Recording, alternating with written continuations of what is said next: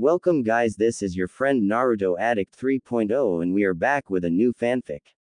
Today's fanfic is titled, What if Naruto awakened as the supreme god of the Uzumaki clan? Hinata, Ino, Tamari, Tayuya and Kurenai, Part 2. Let's start this fanfic. He might try to run. Allow me to cut off his legs. Kisame said and pulled a giant sword off his back. What if I were to decline this invitation? Naruto asked. It would not be wise for you to do that. Itachi said and activated his Sharingan. So, you must be Sasuke's brother. Naruto said. He is. He's already dealt with that nuisance and now we're about to deal with one more. Make this interesting for me. Since I can't kill you, create some of those shadow clones you're known for and allow me to kill them. Kisame said with a grin. How about no? Now, leave me alone. I have something to do. Naruto said and turned around only for Kisame to appear in front of him. I warned you. Kisame said and raised his sword to attack, but Naruto activated his Hishigan and Kisame collapsed. What was that? Itachi thought and kicked Naruto away. Would you like to join him? Naruto asked. You placed him in a genjutsu, but there's no foreign chakra in his body. Itachi said. That's because he's not in a genjutsu. He's temporarily dead. Naruto said and Jiraiya landed in front of him. Itachi Uchiha. Jiraiya said. Jiraiya of the legendary Sannin. We will meet again, Naruto. Itachi said and grabbed Kisame before vanishing. You alright kid? Jiraiya asked. Yeah, I'm okay. All he did was kicked me away when Kisame fell to the ground. Naruto said. That dojutsu saves your life and bought me some time. Let's head back. You can start training tomorrow. Jiraiya said. What about my bet? I'll only have 2 days left instead of 3. Naruto said. Trust me kid. With your luck and Tsunade's terrible luck, you'll win this bet. Jiraiya said. I guess you're right. Naruto said. They left the area and went back to the hotel to rest up for the night. Naruto made sure he had everything he needed to complete the Rasengan and win the bet. That wasn't the only thing on his mind. He wanted to know why Kisame and Itachi were really after him and how they would deal with Orochimaru in a few days. 2 days have passed since Naruto and Jiraiya found Tsunade and to Naruto it was fun. He bonded with Tsunade over the past 2 days and they were instantly like mother and son. She told him how to talk to women better with the help of Jiraiya and Shizune. He was able to talk to girls now without feeling awkward and even met a few that were his age while walking around the town. Of course he was a natural at charming women and Jiraiya even bribed him with a jutsu to help him score some women at the brothel house. The result of this was Tsunade beating Jiraiya within an inch of death once she found out. Another thing he found out was Tsunade had an extreme case of hemophobia. He came back to the hotel one day after training and asked Tsunade to heal some of his wounds and she froze at the sight of his blood. Shizune explained the reasons why she's afraid of blood due to the loss of her lover Dan and her little brother Naoki. Naruto, being the lovable person that he is, came up with a plan to help Tsunade get over her fear of blood. Flashback. Naruto, what's on your mind? Shizune asked. Granny Tsunade's fear of blood. It's a weakness that can easily be exposed during a fight and I don't want that to happen to her. Naruto said. I understand, but these things take time to get over. Shizune said. It's been nearly 30 years. She's had more than enough time to get over it. Naruto said. Well, some people take more time than others. Shizune said. What if I'm in danger and her fear of blood prevents her from saving me? Wait a minute. I got it. Naruto said. What? Shizune asked. We'll use me to get her over her fear of blood. Naruto said. How exactly are we going to do that? You have the 9 tails inside of you and it heals any major wounds. Shizune said. Then we'll use a blood clone. We can give it an injury that only she can heal and it will force her to get over her hemophobia. I doubt she'd want to lose her only family member left, so I'm positive she'll ignore the blood and save the clone. Naruto said. That's a brilliant idea. Do you know how to use the blood clone jutsu? Shizune asked. Yeah, I just need to draw blood and then do 2 quick hand signs for it. Naruto said. We need an injury that's too severe for me to heal, but not too severe that it will destroy the clone. Lady Tsunade personally trained me, so there isn't much that I can't heal. Shizune said. Do you operate near the heart? Naruto asked. No, I've never been in a situation that required surgery near the heart. Oh, I see what you plan on doing. Shizune said. After we make the clone, stab the clone in the chest, but have it barely scrape the heart and rush the clone to Tsunade. She'll either have to let me die or get over her fear of blood and heal me. Naruto said. Do we tell Master Jiraiya the plan? Shizune asked. No, Pervy Sage should be kept in the dark about this. We need his reaction to be legit. Naruto said. We need a backstory for the injury. Shizune said. Tell her Kabuto attacked me while I was training. Use your chakra scalpels to do damage around the clone's body and then stab the clone in the chest with a kunai. Naruto said. It's almost scary how well thought this plan is. Shizune said, and Naruto just shrugged. Few hours later. Lady Tsunade. I need your help. Shizune yelled as she burst into their hotel room. What is it? Tsunade asked. It's Naruto. Kabuto attacked him while he was training. Shizune yelled and laid the clone on the bed. Then heal him. Tsunade said. I can't. I've never done anything near the heart. He was hit by chakra scalpels and then stabbed near the heart. He's bleeding everywhere. Shizune said. Hey, what's with all the noise? Jiraiya asked as he came into the room. Kabuto attacked Naruto and I can't operate around the heart. Shizune said. What? Tsunade, you have to do something. Jiraiya said. I can't. Tsunade said, frozen to where she was standing. Lady Tsunade, please. Shizune said. I can't. Tsunade said.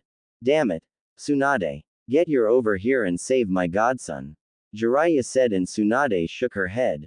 It's okay, Pervy Sage. We all have to die sometime, right? The clone asked and coughed up blood. Damn it, Tsunade. Get your over here. Jiraiya yelled. He's losing too much blood. He won't make it much longer. Shizune said, trying her best, and Jiraiya had enough, so he dragged Tsunade over to Naruto's body. Look at this. I can't believe you're willing to let your godson die. You're a disgrace to the medical corps. Jiraiya said and stormed out of the room. Lady Tsunade, please help him. I thought you didn't want to lose any more family members. Shizune said. I can't. Tsunade said, and then the clone stopped breathing, so Shizune moved away from the body with blood on her hands. I hope you're happy. Shizune said and placed a blanket over the clone's body. End Naruto. Tsunade said and hoped it was a lie, but got no response. It's over, Lady Tsunade. I'll go tell Master Jiraiya what happened. Shizune said and left the room. Naruto, please wake up. Tsunade said. She didn't get an answer, so she hesitantly went over to the body, pulled the blanket back and checked for a pulse. It was faint, but still there, so she slowly got to work and had to catch herself from stopping. The pulse grew stronger after a while, and now the hard part came. She had to remove the kunai and be prepared for the blood to shoot out. She got herself together, and once the kunai was out, she was sprayed with blood, but didn't let that stop her. It took some time and a few close calls, but she finally healed him. That's when Tsunade heard the door open, revealing Shizune, Jiraiya and Naruto. Tsunade was confused as Naruto was just dying until she saved his life. Naruto. But how? You were just dying. Tsunade said. It was a blood clone, Lady Tsunade. Naruto wanted to help you get over your hemophobia, so me and him came up with this plan. Seems like it worked since you're covered in blood and you aren't freaking out. Shizune said, and then Tsunade realized she was actually covered in blood. Was Jiraiya in on it as well? Tsunade asked. I just found out right before we came in the room. Jiraiya said. By the look of it, Lady Tsunade, you aren't scared of blood anymore. You're covered in it and you aren't panicking. Shizune said, and then Tsunade realized that Shizune was telling the truth. Wait. So Kabuto didn't attack you? Tsunade asked. Nope. Him and Orochimaru are most likely hiding until you give them your answer. Now, it's time to train. Naruto said. Oh yeah, You still have to master the Rasengan.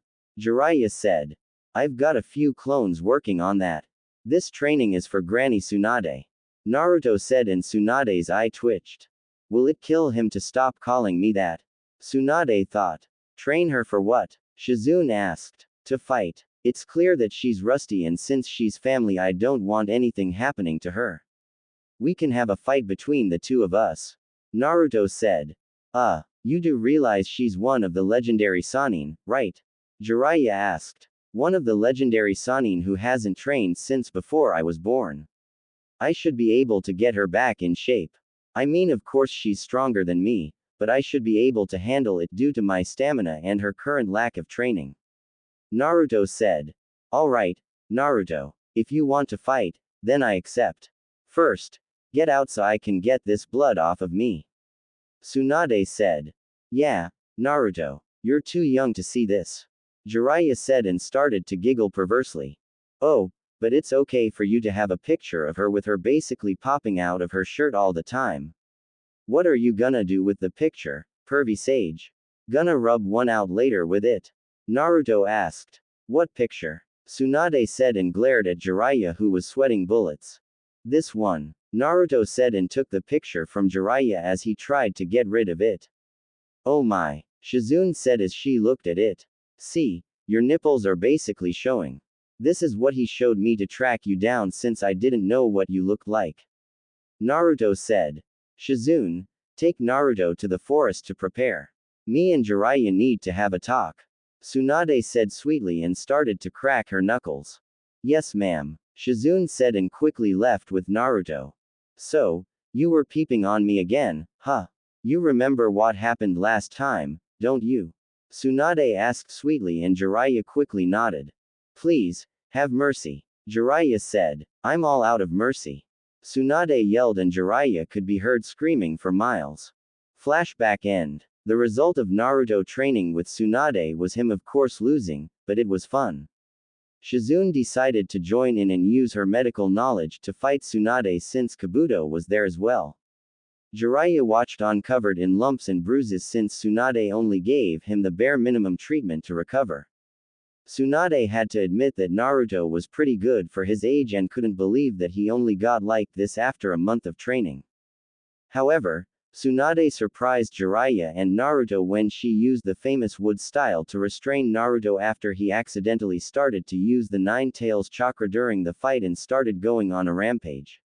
When Jiraiya asked about it, she simply told him that she's always been able to do it since she was a kid, and that was another reason she was around Hashirama so much.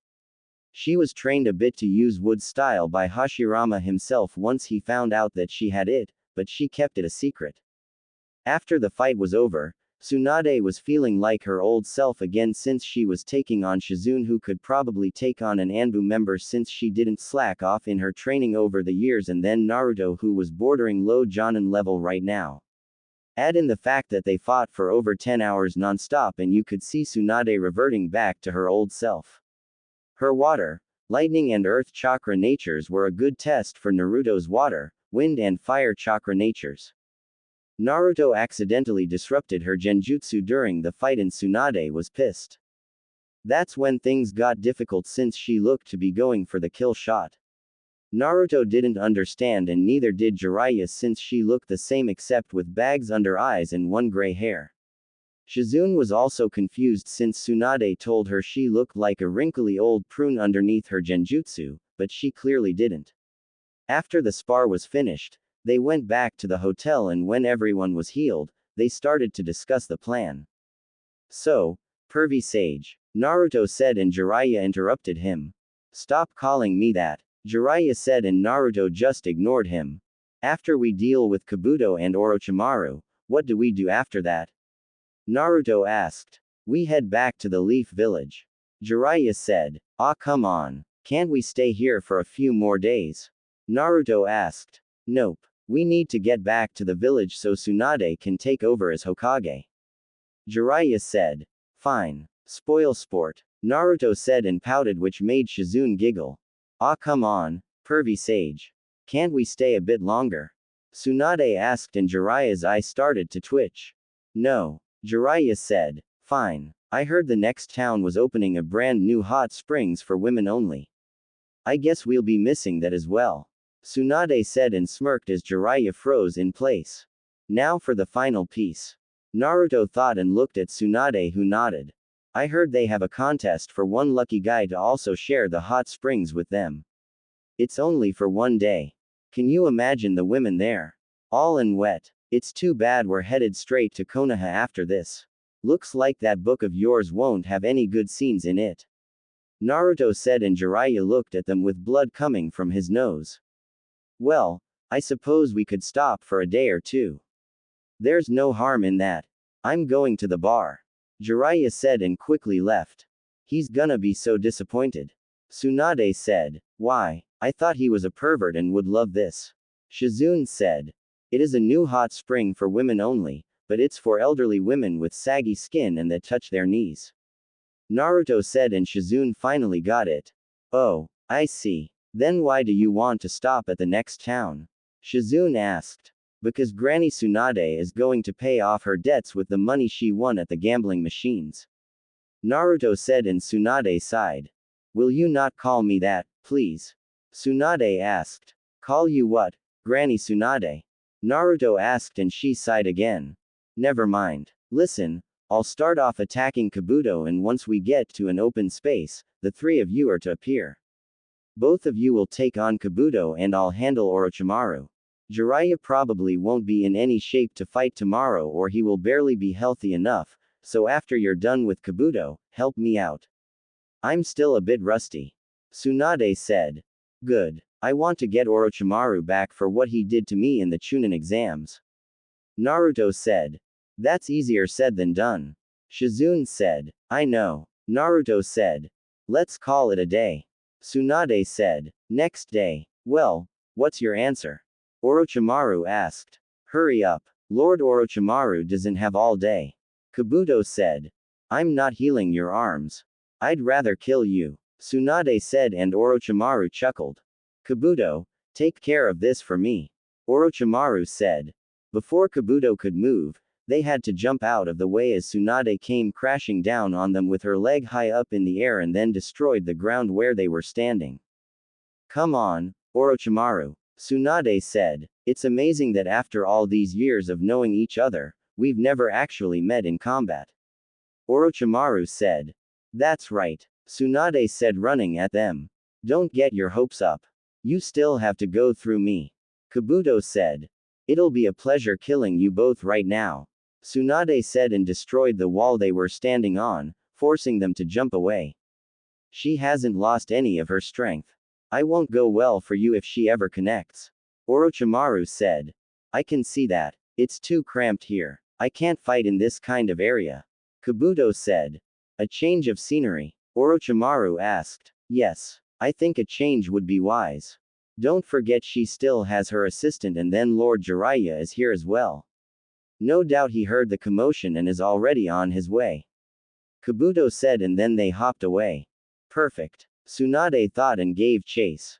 Open field. Why are you running? I thought you wanted a fight. Tsunade said. With Jiraiya around, a change of scenery was best for us. It's time to end this now. Orochimaru said as Kabuto jumped away from one of Tsunade's punches. Taijutsu was never my forte, but I can handle her. It's clear that she hasn't been training for this entire time. Kabuto said, but then had one of Tsunade's fists buried in his gut and he felt like every bone in his body was broken. What's that about not training? Tsunade asked. Seems you've had us fooled. Orochimaru said. It's not hard. Tsunade said, and Kabuto healed himself before trying to attack her with his chakra scalpels, but Tsunade easily avoided him. Damn it. She's toying with me and it looks like she's not even trying right now. Were the reports wrong about her not training? No, they couldn't have been. We've had our best men on it and they never give information unless they're 100% sure. Time for Plan B. Every shinobi has a weakness and I just happen to know hers. Kabuto thought. Let's see how you fare against this.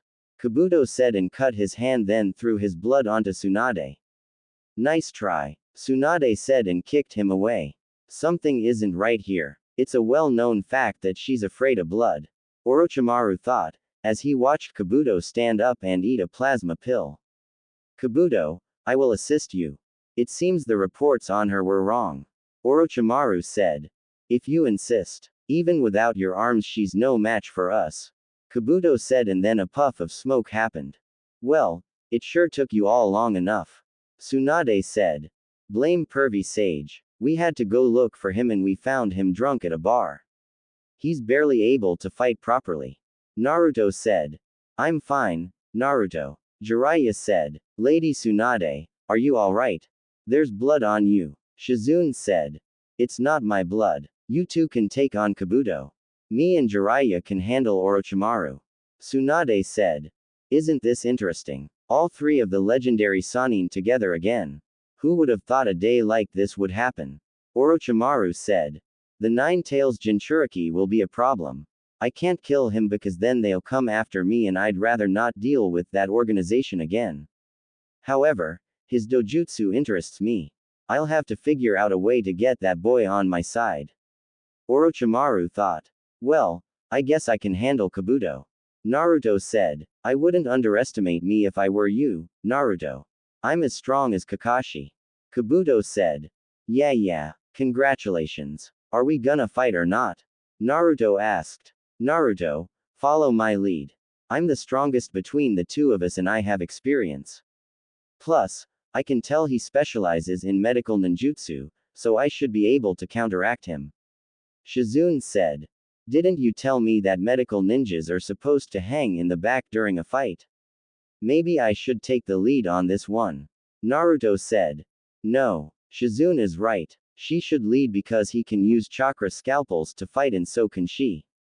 They'll cancel each other out. Tsunade said. Fine. Lead the way. Naruto said. Naruto and Shizune versus Kabuto. Kabuto immediately summoned a snake to assist Orochimaru in his fight and then activated his chakra scalpels. Shizune activated her own chakra scalpels and attacked Kabuto. It was clear from the start that Shizune was better at close quarters combat, but Kabuto was no slouch. He managed to cut the tendons in her right leg, but she also cut the muscle tissue in his arms. Shizune when Kabuto swiped at her head and kicked him in the gut with her good leg, and before Kabuto could cut another tendon in her leg, Naruto used the great breakthrough and sent Kabuto flying backwards into a boulder. Thanks for the save. I just need a few minutes to recover. Shizune said. I can handle him from here. I've seen how he fights. Naruto said. You shouldn't take him lightly. Shizune said. I won't. Naruto said. Naruto Uzumaki. I hope you don't think you can beat me. Kabuto said arrogantly. Anyone can lose on any given day. Naruto said. If you can't defeat Sasuke then you're not even close to being able to defeat me. I'll admit that Shizune has a chance, but you on the other hand have no chance at all. Kabuto said. Trying to use Sasuke as bait to make me angry won't work. I'm looking past Sasuke now.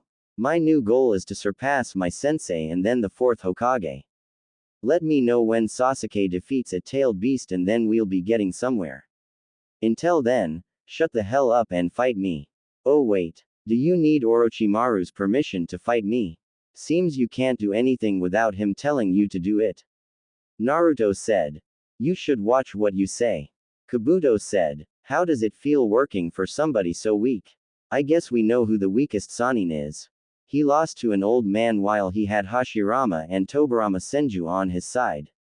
If that's who you take your orders from then I guess you're just as weak as he is. Naruto said. Shut up. Kabuto said. Too easy. Naruto thought.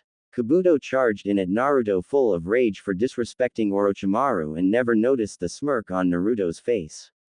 Kabuto started swinging wildly with his chakra scalpels activated, and each time he swung, it would go right through Naruto. However, every time Naruto attacked it managed to connect, and that just enraged Kabuto even more. What he didn't know was that Naruto was using the Shunshin at incredible speeds, creating after images of himself, but they were all able to attack him. I've had enough. Kabuto yelled. He was about to attack, but then Shizune used her poison mist on him, but Kabuto held his breath as the poison surrounded him so he wouldn't breathe it in. Naruto tapped his arm as a signal to Shizune to use her poison needles. She shot her poison needles towards the poison mist and Naruto used his Gale Palm Jutsu to speed them up a bit. They heard Kabuto groan as the needles managed to hit him and smirked. What do your poison needles do? Naruto asked. They'll leave him near death, but since he's a medical ninja, he'll most likely slow the poison down to try and keep fighting. If he was smart he would leave and try to find a cure, but since you've managed to enrage him, I don't think he'll do that. Shizune said and the smoke cleared revealing Kabuto with 3 needles in his arm. Damn it. I fell for a simple trick and now I'm poisoned. Kabuto thought. Summoning Jutsu. Everyone looked over and saw Tsunade summon a giant slug. Orochimaru was about to ask for help, but Jiraiya came at him with some taijutsu and Orochimaru was able to dodge some of them, but not all of the attacks. He jumped back onto his snake summons and Jiraiya also went through hand signs. Summoning Jutsu. What's up? Gamakichi asked. What the? Why are you here? Where the hell is your father? Jiraiya asked. Long time no see, huh? Gamakichi asked. Of course. Leave it to the world's greatest pervert to have performance issues during a big moment. Naruto said and Shizune giggled. Well, Jiraiya. Still playing the fool I see. You always were ridiculous, but this time you've outdone yourself. Orochimaru said. Summoning Jutsu. What is it now? Gamabunta asked as Naruto summoned him. Pervy Sage is having performance issues and summoned Gamakichi. Naruto said.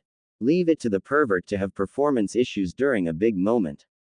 Gamabunta said and even Tsunade laughed at him. There's no respect. Jiraiya thought. I know it isn't the boss summons, but can you take out that giant snake for us? Pervy Sage decided to get drunk last night and now he can't properly use his chakra. Naruto said. It depends. Will there be more barrels of sake as payment for wasting my time on such a weak summons? Gamabunta asked. You'll have to wait until we get back to the village, but yeah I can get you some. Naruto said. I knew I'd like you kid. Gamakichi, head back home. Gamabunta said. Sure thing pops. Gamakichi said and left. Kabuto. Summon Manda. Now. Orochimaru said. I'm on it. Kabuto said and Orochimaru noticed he could barely stand. What happened to him? Orochimaru thought. Rasengan.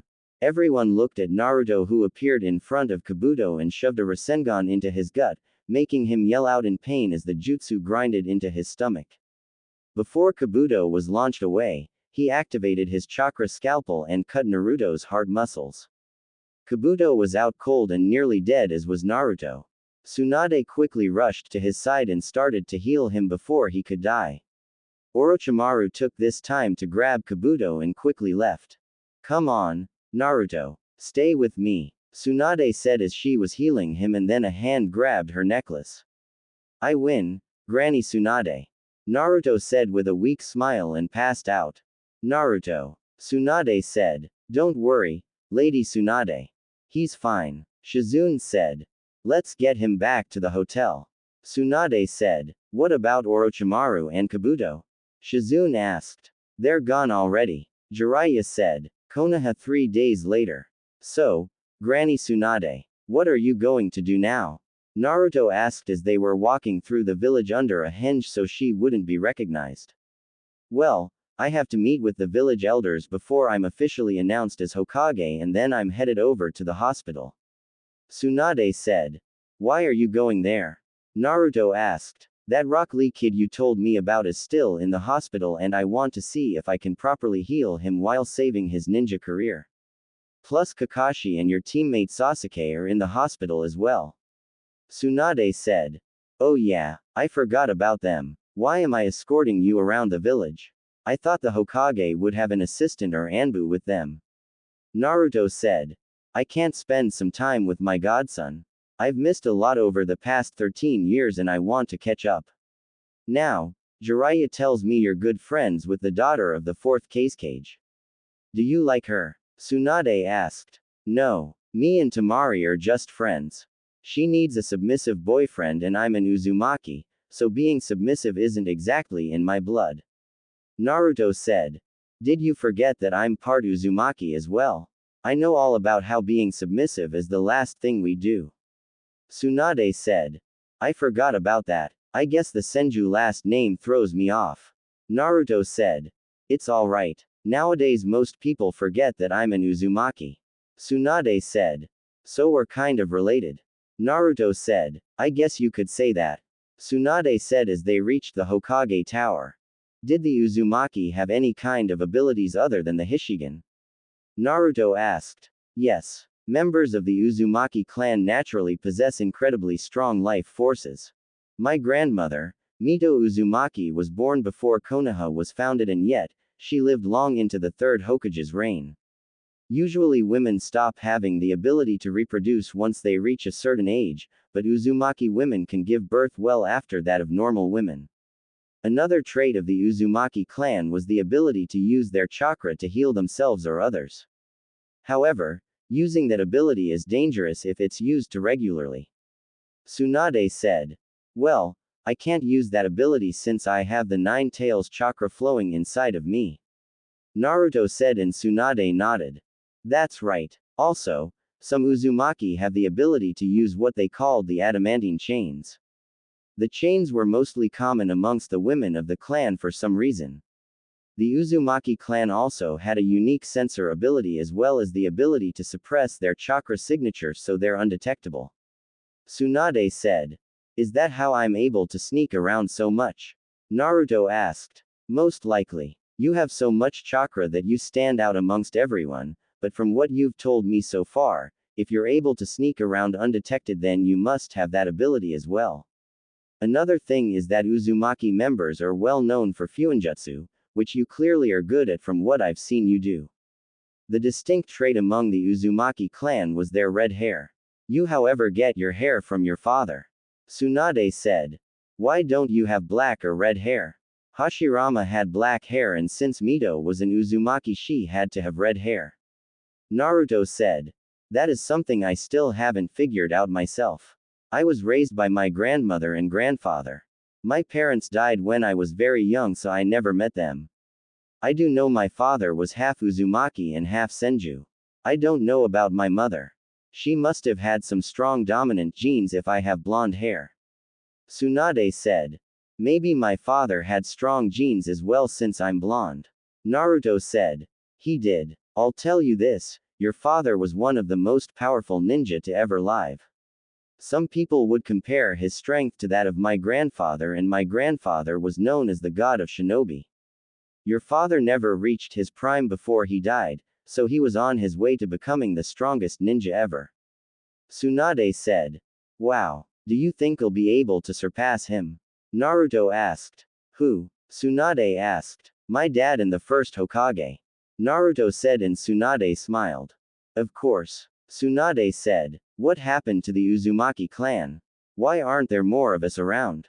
Naruto asked. They were simply destroyed. Kumo, Iwa and Kiri joined forces to wipe them out. The Uzumaki clan's skill with fuinjutsu earned them both respect and fear throughout the ninja world. Our clan may have been wiped out, but they took out half of the opposing enemy's forces as well. There was a rumor that some of the survivors were scattered around the world, but I couldn't find them when I left the village. Unless the survivors did exist and had children, we're the last two Uzumaki clan members alive. Naruto said. Wow. I'm guessing Kumo and Iwa will always have problems with Konoha then. Naruto said. Yeah, Iwa hates us due to the fourth Hokage's efforts during the Third Ninja War, and Kumo was involved in two incidents that involved us. One of them involved your mother and the other involved the Hyuga incident. Tsunade said. What happened with my mother? Naruto asked. I'll tell you that story at a different time. Tsunade said. I'll hold you to it. This is kind of personal and I won't get mad if you don't answer, but did you ever have any kids? Naruto asked, and Tsunade had a sad smile on her face. No, but I wish I did. Tsunade said. Why not? Naruto asked. My boyfriend Dan died during the Second Shinobi War and I never had another relationship. I've had the occasional hookup before I left with one person, but I could never date him. Tsunade said. So, you and Pervy Sage, huh? Naruto asked, and Tsunade froze. What? Tsunade asked. He talks in his sleep. He kept mumbling about some blonde lady who broke his heart and it made him leave for over 20 years. I just put two and two together. Naruto said. Keep that to yourself. Tsunade said. Okay. Why not have kids with pervy Sage? I mean, it's obvious he loves you and you must have had some type of feelings for him if you would hook up with him more than once. You said it yourself that you wish you had kids, so why not with him? Naruto asked, and they came up to a room where the elders were waiting. Not gonna happen. Now, let's go. The elders are waiting for me. Tsunade said. Why should I go in there? I thought this was a private meeting. Naruto said. You already know what's going on and you're my escort. Shizune should already be in there and I'm technically the Hokage, so I can bring whoever I want. Tsunade said and opened the door, then dropped their hinge. Lady Tsunade, I'm glad you can join us. However, young Naruto must leave. Elder Homura said. He stays. He knows what is going on and was my escort for the day while I had Shizune working with patients at the hospital. Tsunade said. Very well. Elder Homura said. Are you sure it is wise to have him here? No offense, but he's only a genin. Elder Kaharu said. I'm sure. Tsunade said. This is unacceptable. The boy must be removed. A man with a bandage over one of his eyes said and then looked at Naruto. He stays, Danzo. He'll be on his best behavior. Isn't that right, Naruto? Tsunade asked, and then Naruto activated his dojutsu. Will you please deactivate your dojutsu? Homura asked. No. Somebody is trying to control me with a genjutsu and this keeps it from happening. I know who it is, but I'd rather not put the person on blast. So, stop before I kill you. Naruto said and the genjutsu stopped. What kind of eyes are those? To be able to detect and block out the Kotoamatsukami is simply unheard of and impossible. Danzo thought. Very well. We shall allow it, Kaharu said, as she already had felt a genjutsu being used. Before we start, how many people are supposed to be in this room? Naruto asked. Only the 6 of us. Homura said, and Naruto threw 4 kunai into each corner of the room, revealing 4 dead blank Anbu masked shinobi who quickly went up in fire. It seems somebody doesn't know what a private meeting is. Tsunade said and glanced at Danzo, who was visibly angered. Damn it. The Jinchuriki is stronger than I thought. I must leave before he makes it known that it's me. Danzo thought and stood up. Where are you going, Danzo? We still have a meeting to get started. Kaharu said. I must seek out my personal doctor. My missing eye is bothering me. Danzo said and left the room. Now, may we get started? Tsunade asked. Yes. Listen carefully, Tsunade. We must send word to the feudal lord that the 5th Hokage has officially arrived in the village. All the preparations must begin at once for the coronation ceremony. Kaharu said. Can't we just skip the ceremonies? They're such a bore. Tsunade said. Tsunade. Kaharu said. Okay. It comes with the job, I guess. One of the perks of being Hokage. Tsunade said.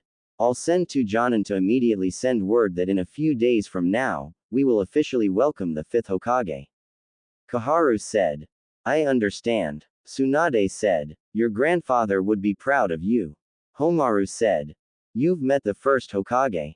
Naruto asked. Yes. We were students of the 1st and 2nd Hokage along with Hiruzen and Danzo.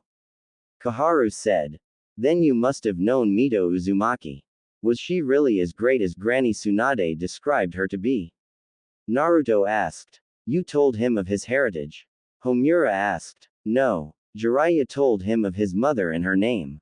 I only told him bits and pieces about his father, but nothing to give away who he is.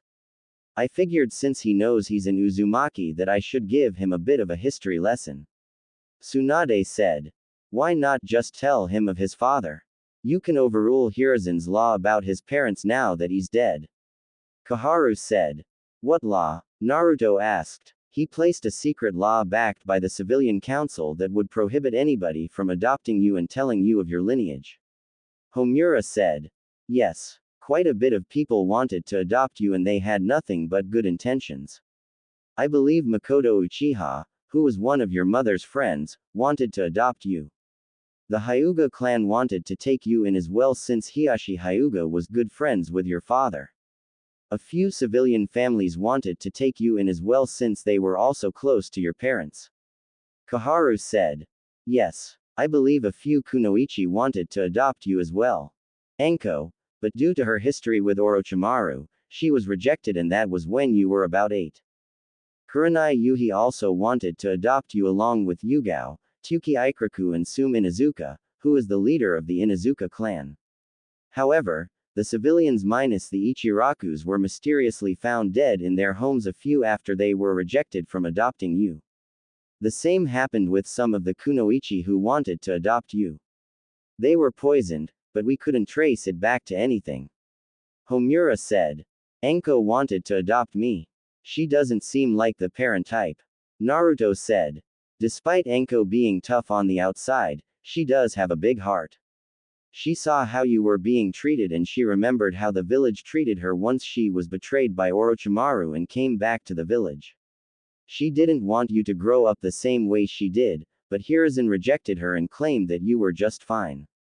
He even went as far as to place a squad of Anbu to follow her and make sure she didn't come in contact with you.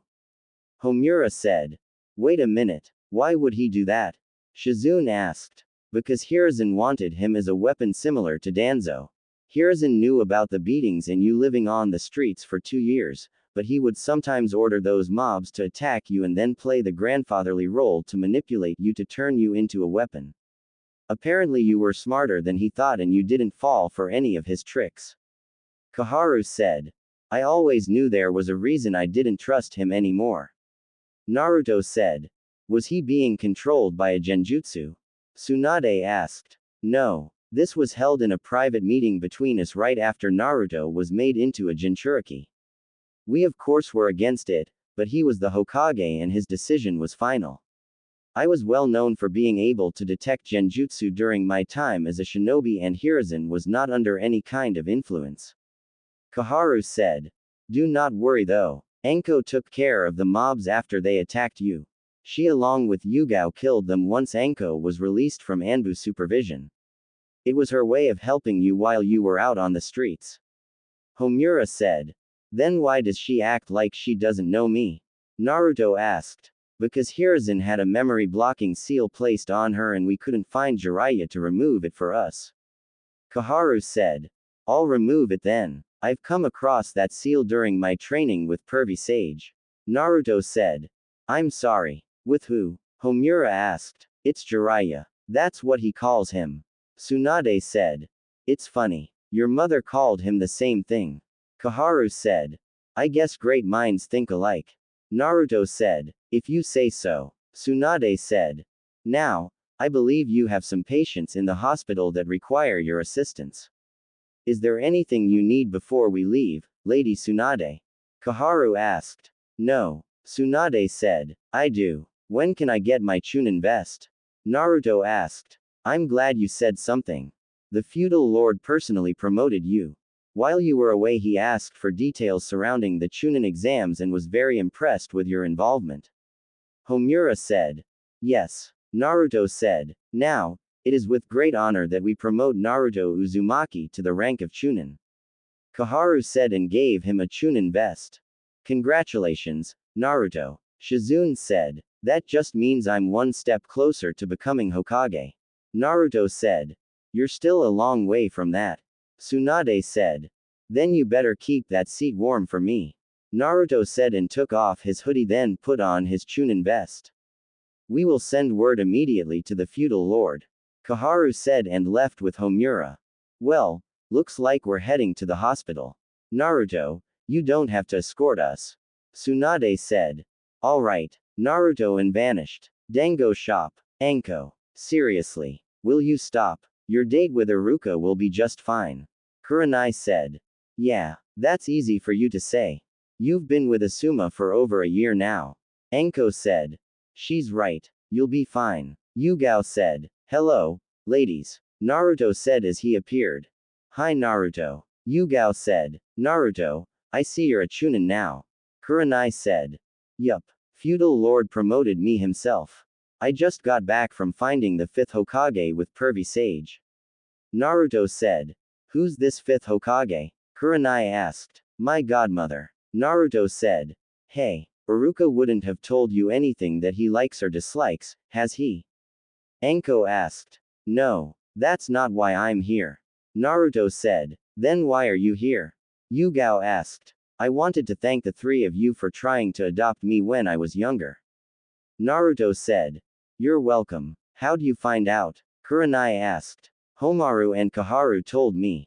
Naruto said. Weren't they the ones who prohibited us from adopting you? Yugao asked. No, it was the 3rd Hokage.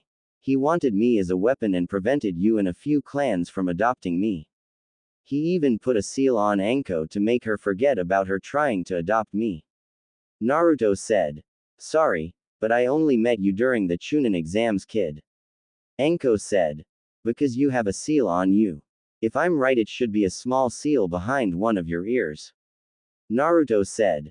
Check behind my ear. If he's lying, then I'll castrate him with a rusty kunai. Anko said, glaring at Naruto, and Yugao checked behind her ears. Yeah, you do have a seal.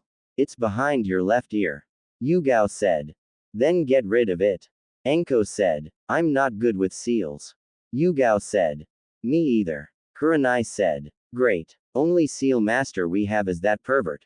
Anko said. I can get rid of it. I know Fuinjutsu. Naruto said. Yeah, right. Anko said. I'm a level 7 sealing expert. I was already a level 5 sealing expert before Pervy Sage trained me, and now I'm at level 7. Naruto said. Why should I believe you? Anko asked. It's either I get rid of it or Pervy Sage does it, and he'll most likely have you get for it. It's your choice. Naruto said. I'd do it if I were you, Anko. I've known Naruto since he was a kid and I can tell when he's lying. Yugao said. What? I do not lie. Naruto said and looked away. Then why aren't you looking at me? Yugao asked. Because I don't want to. Naruto said. How long will it take you to remove this seal? Anko asked. Not even 5 seconds. Naruto said and went through 3 hand signs before tapping her behind the ear on the seal. It stings a bit. Anko said. It's because I had to override it with my chakra. It's gone now. Naruto said. Yeah, I remember now. I saw you one day get cornered by a mob and they were about to start beating you until I showed up and took you away before they even got their weapons out. I argued with the 3rd Hokage for hours on multiple occasions about adopting you, and he came up with some bullshit excuse that it would make the family too powerful since you're a Jinchuriki. That, and he thought my seal would activate if I was in constant communication with you. After that, I don't have any memory of you until the Chunin exams. Anko said. I was told it was because I was too high up in the rankings to adopt you, but when I asked for another child, he magically had the paperwork ready. Mind you, I was a Chunin until I was recently promoted a few months before I took a Genin team. Kurenai said. He forced me to stay in Anbu so I wouldn't be able to adopt you. Yugao said. You 3 aren't the only people who tried to adopt me. Naruto said. Who else tried to adopt you? Kurenai asked. Tsuki Ichiraku, Hiyashi Hyuga, Sume Inuzuka, Makoto Uchiha, some kunoichi, and a few civilian families that my parents were friends with and knew about me. He had the civilians and other kunoichi killed a few weeks after they were all rejected from adopting me. They were poisoned. Naruto said. Then why not poison the rest of us? Kurenai asked. You're the Genjutsu mistress, so you probably have good sensor ability and would have trapped whoever was sent to poison you in a Genjutsu. Anko is basically immune to poisons because her past with Orochimaru and Yugao was in the Anbu. Sume Inuzuka would have smelled the poison. Hiyashi Hyuga, from what I know, doesn't take any food or drink that wasn't prepared by the Hyuga servants, and Makoto Uchiha must have been high in the Uchiha clan in order for him to not get rid of her. Naruto said. Makoto was the clan head's wife and she's Sasuke's mother. Yugao said. Then it's a good thing I wasn't adopted by her. Naruto said, and they laughed. So, what are you going to do now? Kurenai asked. Take a few days off. After that, I'll start to train and take some missions. Naruto said. Speaking of training, I want to test my genjutsu on you. Master Jiraiya said you can't be placed under a genjutsu while your dojutsu is active and I want to try it out. Kurenai said. It's true. While my dojutsu is active I can't be placed under a genjutsu. You can help me though. I'm only able to break out of genjutsu up to C rank. Anything higher and I can't do it. Naruto said. Sure. Just find me when I'm not with my team. Kurenai said. Ever thought about learning kenjutsu?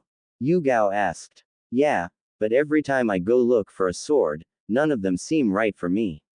Even the custom-made swords don't feel right in my hands. I just decided to stick with kunai. Naruto said. Do you know who your mom is? Yugao asked. Yeah, Kushina Uzumaki. Why? Naruto asked. Because after the Nine Tails attack, I found her sword and kept it so I could give it to you one day. Maybe I can teach you some kenjutsu moves. Yugao said. I'm more of a torturing type of person, so if you need any tips just stop by the T&I building or find me in the Forest of Death. Enko said. Okay, I'll see you all later. Naruto said and walked away.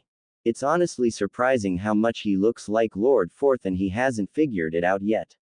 Enko said. Give him some time. He'll figure it out. Kurenai said.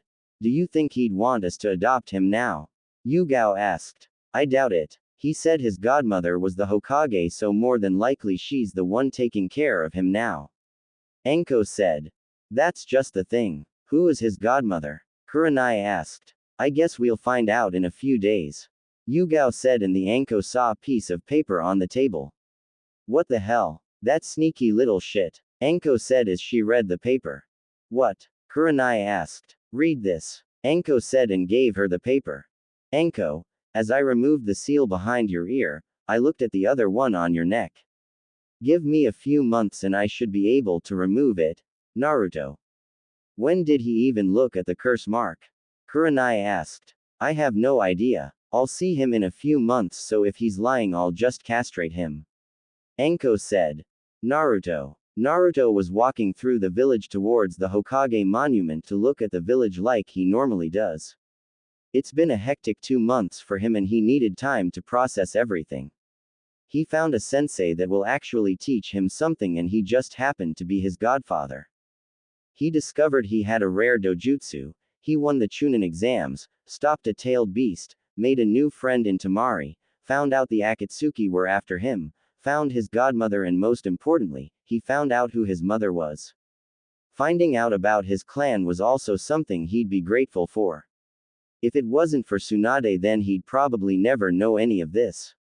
He was thinking so much that he failed to see the crowd of ninja and civilians surrounding him, until he had to dodge a kick. The hell? Naruto said. Demon scum. A random Jonin said. I don't know why he's still alive. Another Jonin said. Let's do what we used to do when he was a kid. A civilian said. This time we'll make sure he dies. A Chunin said. You know, I think it's time for me to start fighting back. Years of torture and abuse, for what? Something I had no control over. People fear what they do not understand and it makes them act out. If you remove the 9 tails from me and I survive, what does that make me? Am I still the 9 tails or am I a human? What makes my life so invaluable compared to yours? Naruto asked. You're a demon. That's what. A civilian said. A demon, am I? The third Hokage is dead. Do you know what that means? Naruto asked. Do tell us, demon scum. A Jonin said. It means that I can fight back without any repercussions. It means I will no longer take the abuse I've suffered at the hands of you assholes. How would you like to meet the 9 tails personally? Naruto asked and lifted his shirt revealing his seal. This is the seal containing the 9 tails. I wonder what would happen if I were to break the seal. Actually I do know what would happen. I'll release the 9 tails and I have a pretty high chance at surviving the extraction process. Naruto said and everyone grew scared. No you can't. The 4th Hokage didn't want the 9 tails to destroy the village. A Jonin said. Then why would you all attack me growing up, knowing I contained the 9 tails?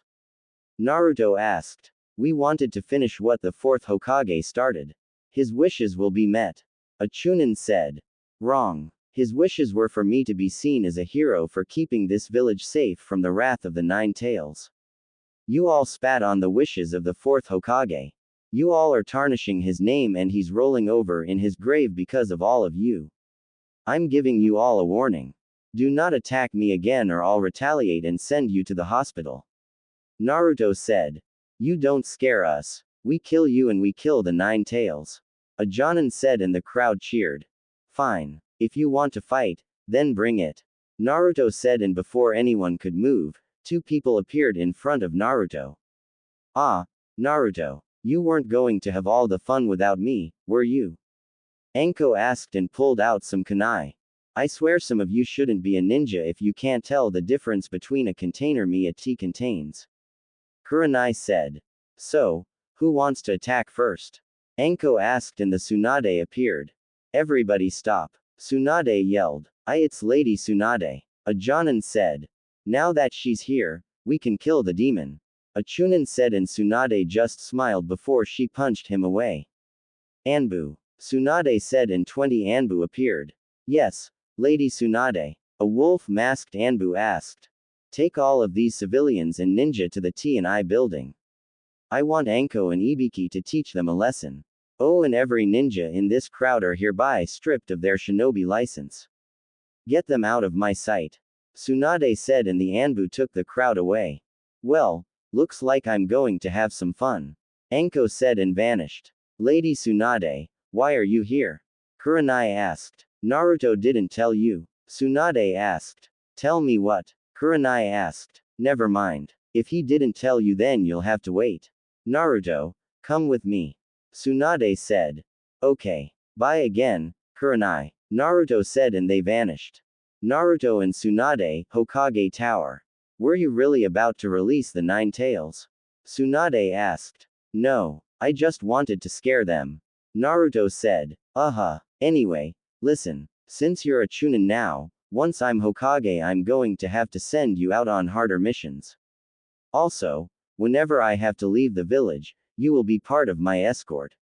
It will be me, you, Shizune and 2 Anbu of my choosing.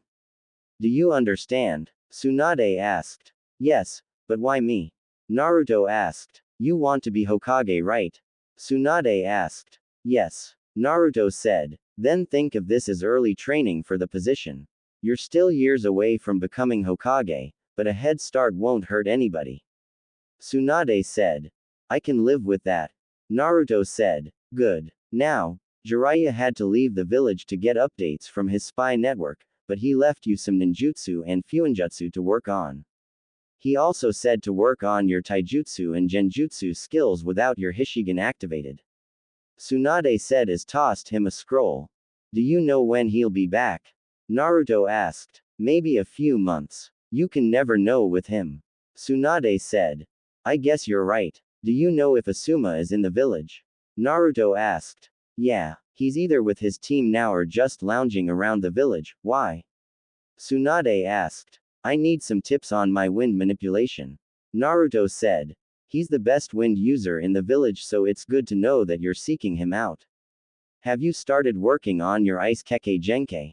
Tsunade asked. No, I still can't combine my wind and water chakra natures yet. My wind control is still lacking and that's why I need to find Asuma. Naruto said.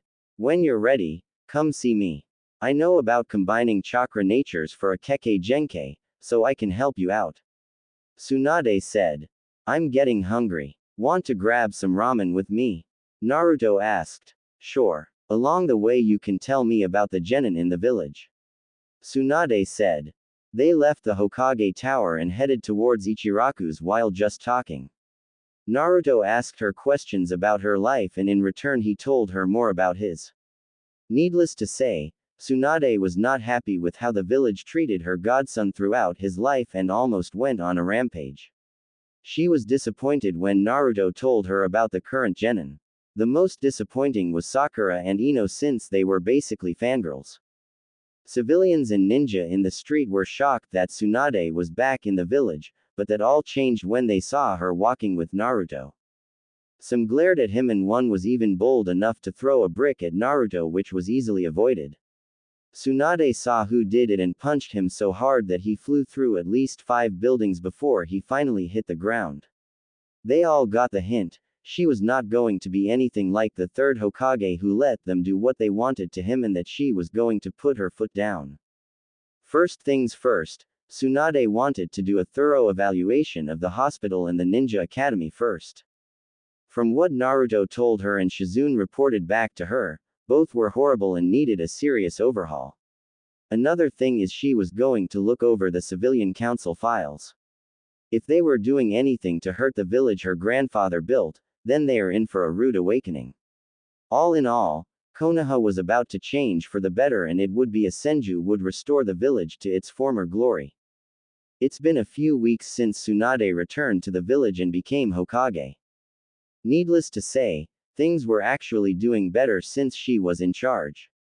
Members of the council who knew she would not be on their side, tried to convince the fire daimyo that she was not fit for the Hokage position. They used her debt as a reason why, but they were quickly shot down when they found out that she paid off all of her debt and didn't owe anybody anything. They brought up her alcohol problem and complained about her drinking on the job, but they were countered when Tsunade told the feudal Lord Hiruzen was always smoking on the job, and she knew for a fact that it wasn't cigarettes or tobacco he was smoking. All in all, the fire daimyo approved of Tsunade becoming Hokage, and she was crowned that very next day. She went through files thanks to Naruto telling her about the corruption and nearly destroyed the village when she found out how much the civilian council owed in taxes. Every civilian council member except for Mebuki Haruno were all forced to pay the money they owed and were kicked off of the council along with 2 years in jail. Tsunade also had Naruto show her the weak points in the village, and needless to say she was surprised that the village hasn't been invaded yet. She gave Naruto an A- rank mission that he could do whenever, and all he had to do was prank places with holes in the security until it's basically impossible for him to get through. Tsunade also discovered how terrible the ninja academy was and fired every teacher except for Iruka, who was the best teacher they had. She replaced all of the teachers with retired shinobi who wanted the job, and the spots were quickly filled. The new ninja academy was now a more practical academy that focused on test simulations and a more hands-on approach rather than the majority of the years being theoretical. The hospital was another big thing on her list. It was horrible, to be blunt. Every doctor had to demonstrate what they had to do, with Shizune being the one to make sure they were doing it right. She also got new medical supplies since the ones they had were outdated. The medicine was also being taken from the hospital, so Tsunade had a chunin watching the medicine room and report back to her at the end of each shift about who went in there and what they needed.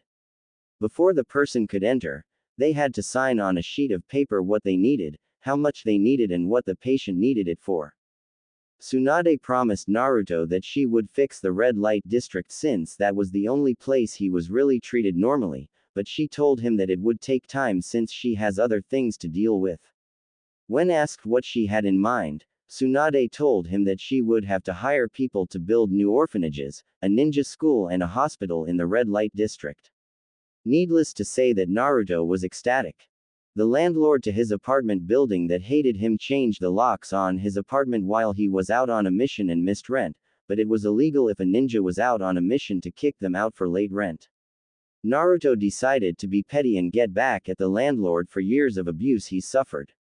Naruto went straight to Tsunade and asked to buy his apartment complex since only him and the landlord lived there. The building was surprisingly cheap and well within Naruto's budget. Once the purchase was complete, Naruto went to the landlord and kicked him out of the apartment. The reasons listed were years of abuse, letting people steal his stuff, constantly changing his locks, failure to keep the building up to code, and smoking in a non-smoking building. Once the landlord refused, Naruto politely signaled for an Anbu to remove him from the property. Naruto spent the last few weeks having shadow clones fix the apartment, and he even expanded his apartment, adding an extra room, a bigger bathroom, and better appliances. After the building was finished, he gave rooms to homeless people in the red light district and even the women at the brothel houses.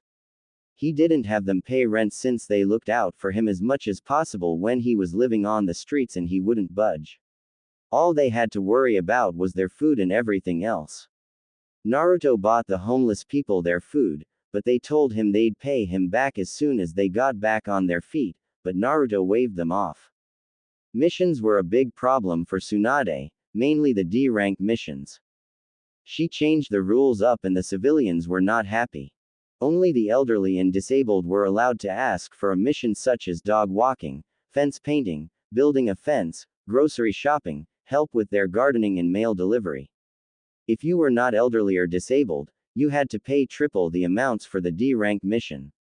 Speaking of missions, Naruto was given a lot of back pay once Shizune discovered he was getting paid significantly less than Sasuke and Sakura when he did D-rank missions during his time on Team 7. The Fire Daimyo was impressed that Tsunade managed to get all of that done in a few weeks and even asked if she would like his position, which she declined with zero hesitation. The Leaf Village was up on the rise and other villages sent spies to find out what was going on, but they were easily captured and sent back in a stasis scroll with a note saying not to do it again. Tsunade was also wary of Danzo since he hadn't been seen since the meeting she had with the elders, but she was prepared for anything. Naruto over the past few weeks trained a lot and even went on missions with other Chunin and sometimes Jonin. Of course none of them liked him due to his Jinchuriki status, but after he had to constantly save them on a mission, some of them changed their views about him. The only missions he was sent on were bandit camp eliminations and a parcel delivery to another village. He finally caught up with Asuma one time when they were assigned the same mission and Asuma gave him some tips on strengthening his wind chakra nature. Naruto was able to split a leaf easily, but Asuma told him to use his wind chakra to cut a rock in half and then try to cut a waterfall. The result of this was Naruto being able to cut a rock in half, but he was making slow progress on the waterfall part. He met with Yugao and Kurenai a few times when they were free and he honestly had fun. Kurenai did help him with his genjutsu and even tested her skills against him with his Hishigan activated and was honestly surprised none of her genjutsu worked on him. She really thought it was a joke since the Sharingan is able to fall under genjutsu, but it could easily counter it. She mistakenly told him that she tried to put Itachi Uchiha under a genjutsu and he just gave a blank look. He wanted to laugh at her, but then realized she could put him in an S-rank genjutsu, so he chose to laugh at her once he got home. Yugao also trained him a bit when she couldn't even gave him his mother's sword. It was a 24-inch katana with an all-red blade and a black and red hilt with the Uzumaki symbol on it. He struggled a bit with the sword, but Yugao told him that he just needed to get used to it first.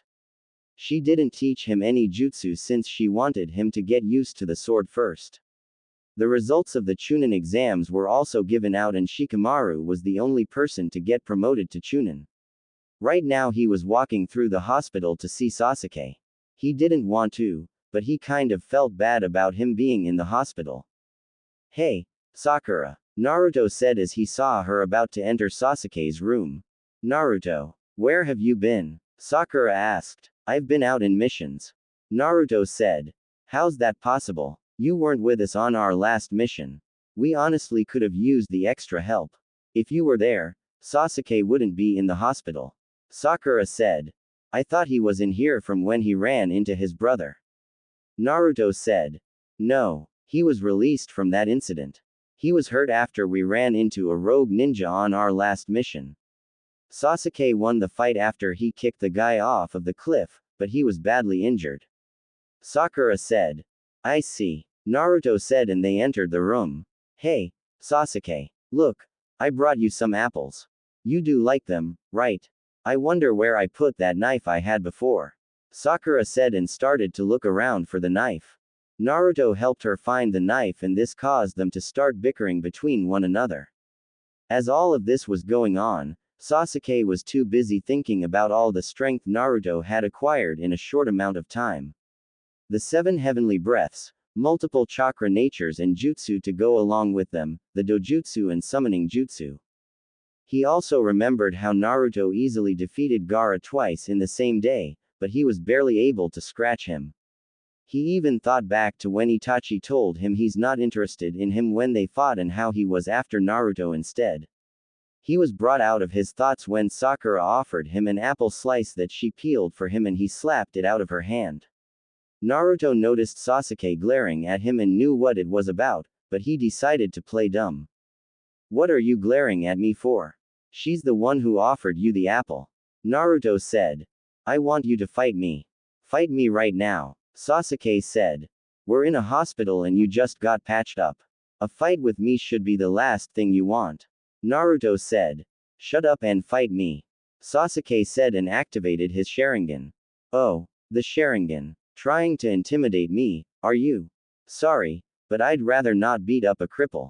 Maybe when you're healed up we can fight and I'll humble you. Naruto said and Sasuke got in his face. You said you wanted to fight me, right? Well, now you've got your chance. Sasuke said. That was before. I'm looking past you now. I want to fight your brother. He's much stronger than me and you combined. You don't even pique my interest. Naruto said and that pissed Sasuke off. I will be the one to fight Itachi, do you understand me? Fight me, Sasuke said. No, Naruto said and turned to leave, but Sasuke threw the knife at Naruto's head and it was easily caught. If you're in such a rush to get your kicked, then fine. Where are we gonna do this? Naruto asked. Follow me, Sasuke said. Rooftop. Last chance, Sasuke. You can still go back inside to avoid suffering humiliation. Naruto said. An idiot like you has no business acting all high and mighty. Sasuke said. High and mighty. I think you've got me confused with yourself. You're the one who was handed everything you wanted ever since your family was killed.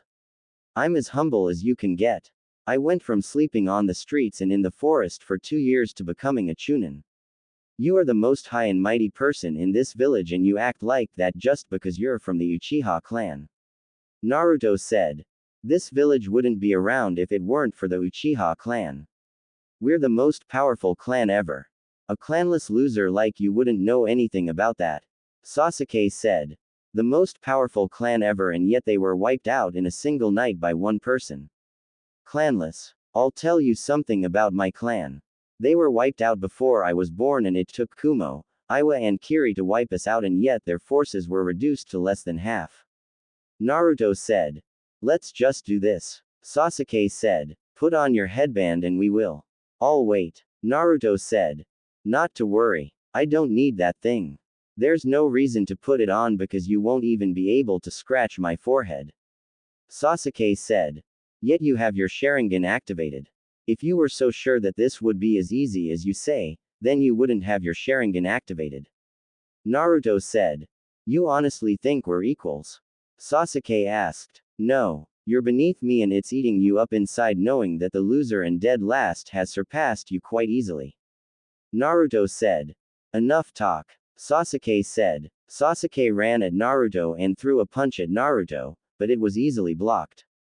Naruto threw a feint right hook at Sasuke which he knew his Sharingan would follow and once Sasuke went to block the punch, Naruto kicked his legs from underneath him and kicked Sasuke into the fence that was on the roof.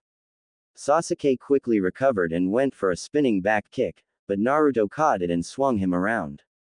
Sasuke planted his hands on the ground and twisted his body then kicked Naruto into the air.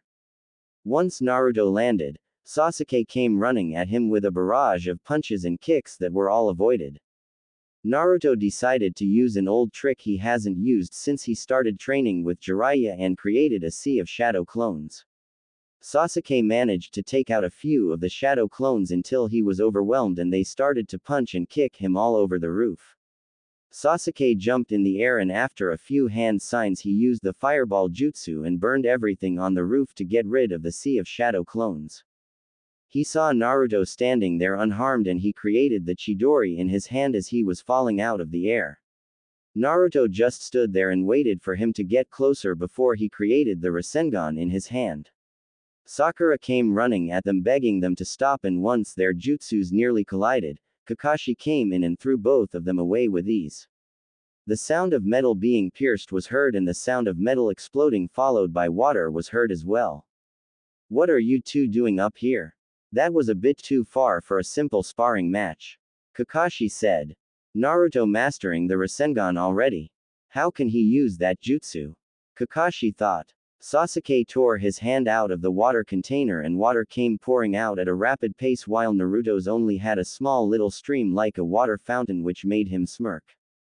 What were you thinking? Were you going to kill Naruto, Sasuke? What are you doing, giving yourself over to a sense of superiority? The size of the Chidori there wasn't one to be aimed at a comrade of the same village as you. Why such infantile behavior? Kakashi asked and it was Naruto who decided to respond. It's because I was once the dead last and now he's beneath me. That and his brother kicked his after he foolishly left the village without permission. Naruto said and Sasuke yelled trying to attack Naruto, but Naruto just kicked him off of the roof. That was uncalled for, Naruto. Kakashi said, he's your genin. You should have focused on fixing his attitude instead of personally training him every day. Naruto said, we'll talk about this later. We have a team meeting tomorrow anyway about your attendance. Kakashi said, that's because I'm not on Team 7 anymore. I was promoted to Chunin after I came back from my mission with Pervy Sage. Naruto said and walked away. I'm assuming it was you who taught him the Rasengan. Don't you think he's a little too young to be handling that jutsu? After all, he could have killed Sasuke had something gone wrong. I know you want to protect him from the Akatsuki, but to think you would teach him that jutsu. Kakashi said. You're one to talk. Teaching an unstable genin the Chidori knowing he's a flight risk and is shrouded in darkness.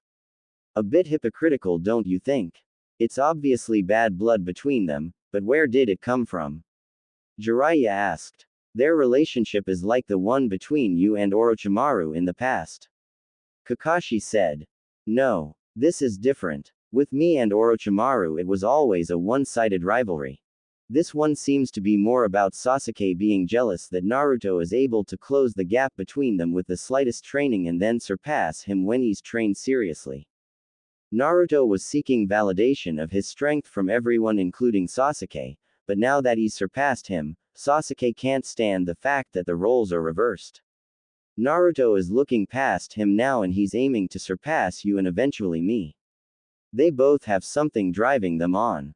Naruto wants to become Hokage and Sasuke's drive is his hatred for Itachi. Jiraiya said. Right. I'll leave Naruto to you and I'll deal with Sasuke myself. Kakashi said. Naruto. Naruto was walking through the village streets thinking about the fight. He really didn't want to fight Sasuke and it was proven since he didn't even put half the power into that Rasengan. The old him would have bragged about knowing an awesome jutsu that Sasuke didn't know, but he's different now. As he was walking, he noticed Jiraiya leaning up against a wooden fence waiting for him and he just sighed. Did Kakashi send you to yell at me? Naruto asked. No, but we need to talk. The Rasengan isn't a move you use against a comrade in the village. Jiraiya said. I know. Honestly, I didn't want to use it against him.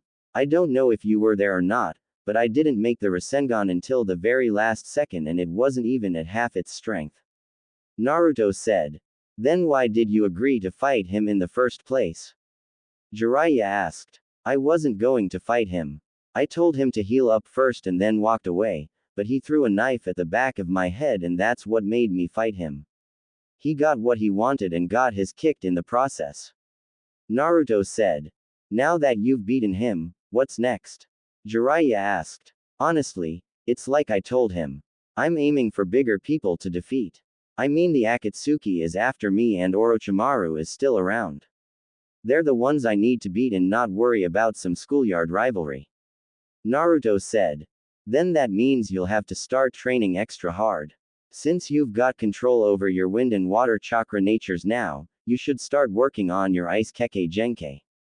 Jiraiya said. I still haven't cut the waterfall yet and I can't get to the waterfall without Granny Tsunade being around since the only waterfall in the village is on the Hokage training grounds. Naruto said. Then you should have her take you there. Now that I think about it, since she can use the you-know-what, maybe you should ask her to help you with your keke genkai. Jiraiya said. She already said she'd help me with it, but I've been out on missions a lot so I haven't had time to try it out. Naruto said. I see. Well, I'll be out of the village for a few days, so use this time to train and rest up. I might bring you along on a mission with me when I get back, so you need to be prepared. Jiraiya said. You got it, pervy sage. Naruto said and vanished. Stop calling me that, Jiraiya yelled. Early morning, Hokage office. Now that Shikamaru is here, what did you need to see us for? Naruto asked. Sasuke Uchiha apparently slipped out of the village last night. I'm quite certain he's headed for the village in the sound. Tsunade said. He left. How is that possible? Shikamaru asked. It's not really shocking. I mean, look at him. He craves power by any means, and if he likes the power from the curse mark Orochimaru gave him, why not go to him? He's been a flight risk since his clan died. Naruto said. Well, I have a mission for the two of you. This will be Shikamaru's first mission as a Chunin, but I'll put him in charge.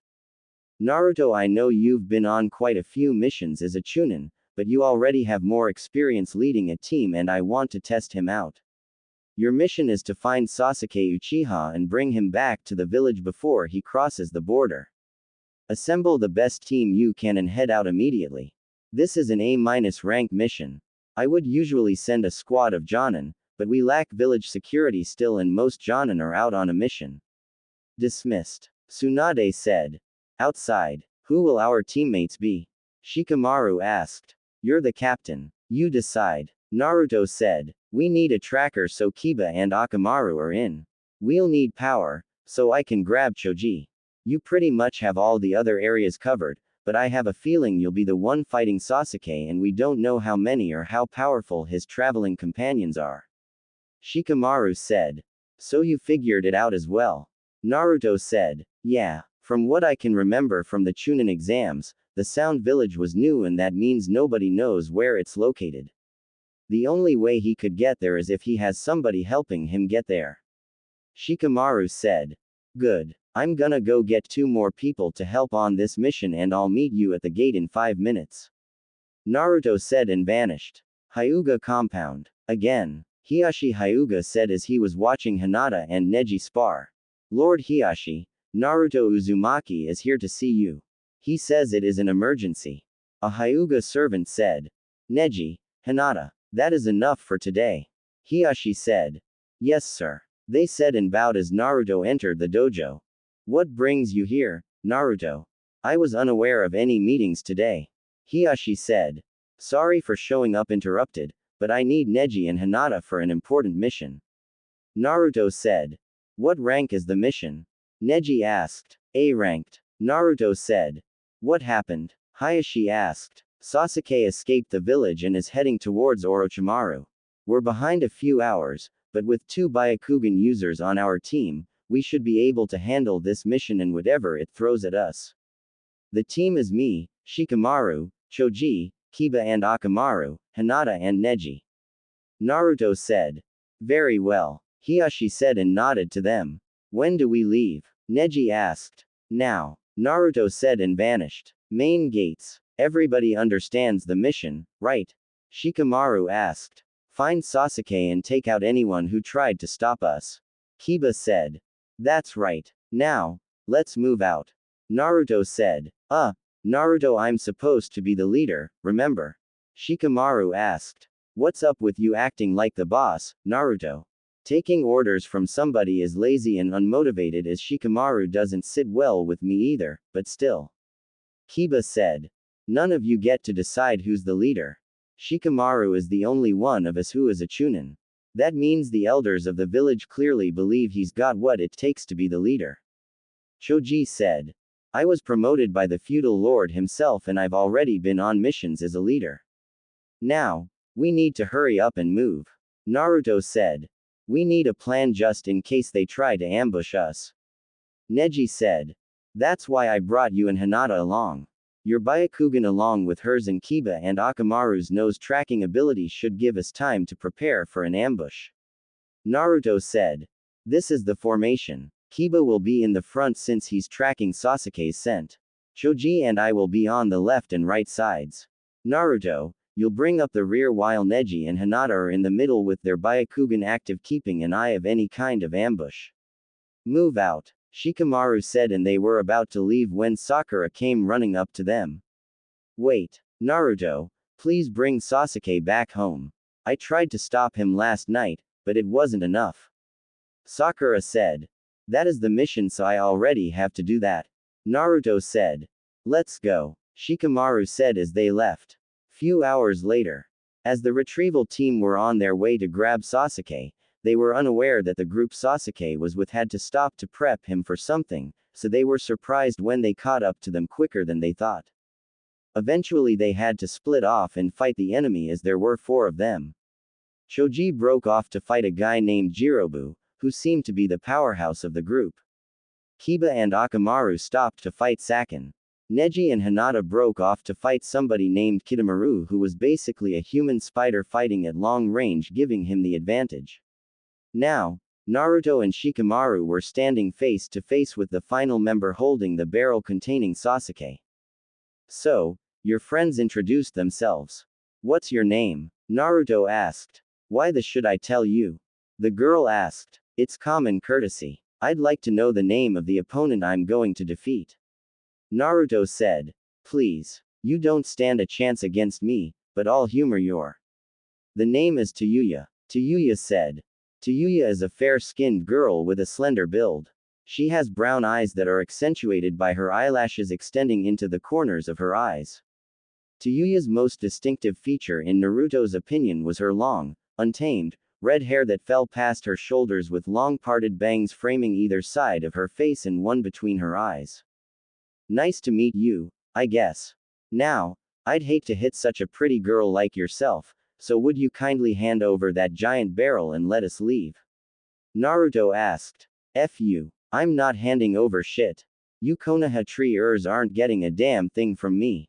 Tayuya said. I hope you have plan B. Shikamaru said. I do. We fight her, but you'll have to handle her on your own. Naruto said. What? Why? Shikamaru asked. Because there's another person coming and he's a lot stronger than her. Naruto said, and sure enough somebody else landed. What are you doing here, Kimimaro? Tayuya asked. Kimimaro has pale skin, vivid green eyes, angular facial features, 2 scarlet dots on his forehead and shoulder-length white hair, which he wore divided down the middle on his head with 2 separate partings on either side of his face. You were taking too long, Tayuya. What happened to the other 3? Kimimaro asked. Why'd you come here? Your body shouldn't be able to function right now. Tayuya said. I'm not moving with the flesh anymore. It's mental power. Kimimaro said. Now you're cheating death. Tayuya said. I understand a little now, that feeling of being information that has escaped from the prison of the flesh. The feeling of experiencing a taste of Lord Orochimaru's dream. This vessel is an important piece of his dream. It has the flesh that Lord Orochimaru truly desires, but you guys were a bit too late. Kimimaro said. Great. Another freak to deal with. I can tell he's not an ordinary opponent. Shikamaru thought. I really don't have time for this. Naruto said. He leapt at Kimimaro aiming a punch at his face, but Tayuya appeared in front of him and tried to punch him in the face. Naruto caught her fist quite easily, which shocked her, and then he kneed her in the stomach, cracking a few ribs before throwing her into a nearby tree, making a loud noise when she fell through a couple of branches. Kimimaro grabbed the barrel and landed next to Tayuya as she stood up.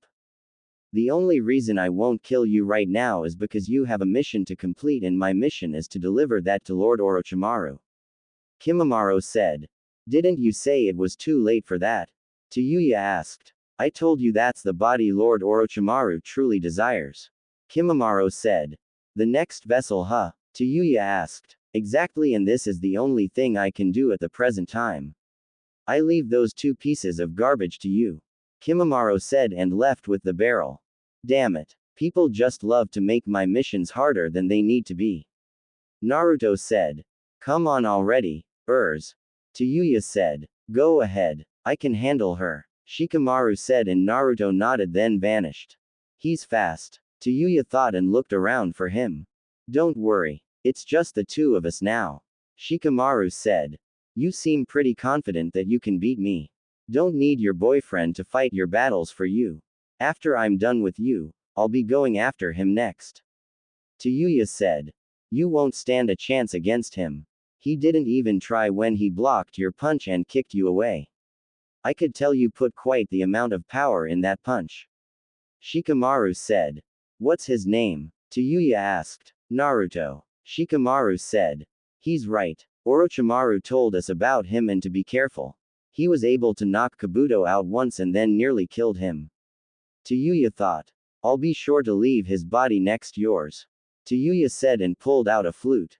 Naruto. I'm getting really tired of chasing after somebody I don't even like. Just leave the barrel and you can keep the rest of whatever health you have left. Naruto said as he landed in front of Kimimaro. You foolishly came alone. How do you want me to kill you? Kimimaro asked. I don't know. How about you fight me and see for yourself? Naruto asked. It's bad to underestimate your opponent. Kimimaro said. I'm not underestimating you. I can already tell you're powerful. What does Orochimaru want Sasuke for anyway? Naruto asked. Lord Orochimaru has already obtained his immortality jutsu. However, a long period of time is necessary to get every jutsu and obtain everything in the world. Just because he is immortal doesn't mean his flesh is being maintained forever. Before his body decays, a strong new flesh will be made into a vessel for his soul. Kimimaro said. So, he basically wants Sasuke for his body is what you're telling me. Naruto said. Yes. That's right. Kimimaro said. The fact that I'm the only one who thinks something is wrong with this is weird. Naruto thought. I suppose it's time to get serious. Kimimaro said and created a weapon made from bone. Bones. I see. You possess the dead bone pulse Kekkei Genkai. Naruto said. Very observant. Kimimaro said. I must be careful. Kabuto warned me about him and how he was able to best him on 2 separate occasions. That and he was able to defeat a tailed beast at its full power. I can easily tell he has a lot more power and skill than his partner fighting Tayuya right now. In order to defeat him, I may have to use my curse mark. Kimimaro thought. Kimimaro rushed at Naruto with his bone weapon and Naruto just dodged every swipe and stab move Kimimaro threw at him. Naruto pulled out some kunai and channeled fire chakra into one of them while the other was coated in wind chakra. Naruto and Kimimaro started to trade blows at a rapid pace that would be too fast for anybody not used to high speeds. When they separated, Naruto had a few cuts and bruises while Kimimaro was covered in what appeared to be scorch marks. Kimimaro was surprised that Naruto was able to do damage to him. He was told Naruto was good, but he didn't think Naruto would do this much damage to him and not this early into the fight.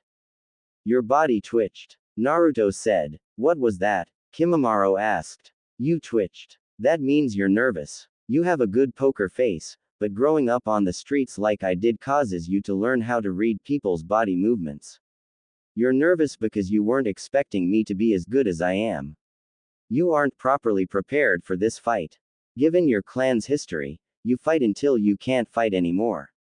I know how you fight now just from this first little scuffle. Naruto said. How exactly do I fight? Kimimaro asked. Why should I tell you? Naruto asked. If you don't then I'll kill you slowly and painfully. Kimimaro said. No you won't. You don't have much time to live based on your breathing patterns. You're already winded and we haven't even begun fighting seriously. You're trying to finish this mission as quickly as possible to do one last good deed in the eyes of Orochimaru. Now that you've revealed yourself to have a Kekkei Genkai, I can handle you however as I please. Naruto said. Kimimaro rushed at Naruto with new speeds, but Naruto gave him a quick uppercut followed by a few quick punches around his body. Kimimaro tried to move his left arm, but it wouldn't budge so Naruto took advantage of this and hit him with a point-blank fireball jutsu. Kimimaro grunted in pain as he wasn't quick enough to fully block the attack with his bones. When the smoke cleared, Kimimaro was standing there with his curse mark activated. Kimimaro had marks spread across his entire body in contorting in parallel lines. So, that's your curse mark. Naruto said. Prepare to die. Kimimaro said. Before anybody could move, the barrel containing Sasuke started to smoke before it eventually exploded and caused a cloud of smoke to surround the area. Once the smoke cleared, Sasuke was standing there with longer hair and his skin was gray.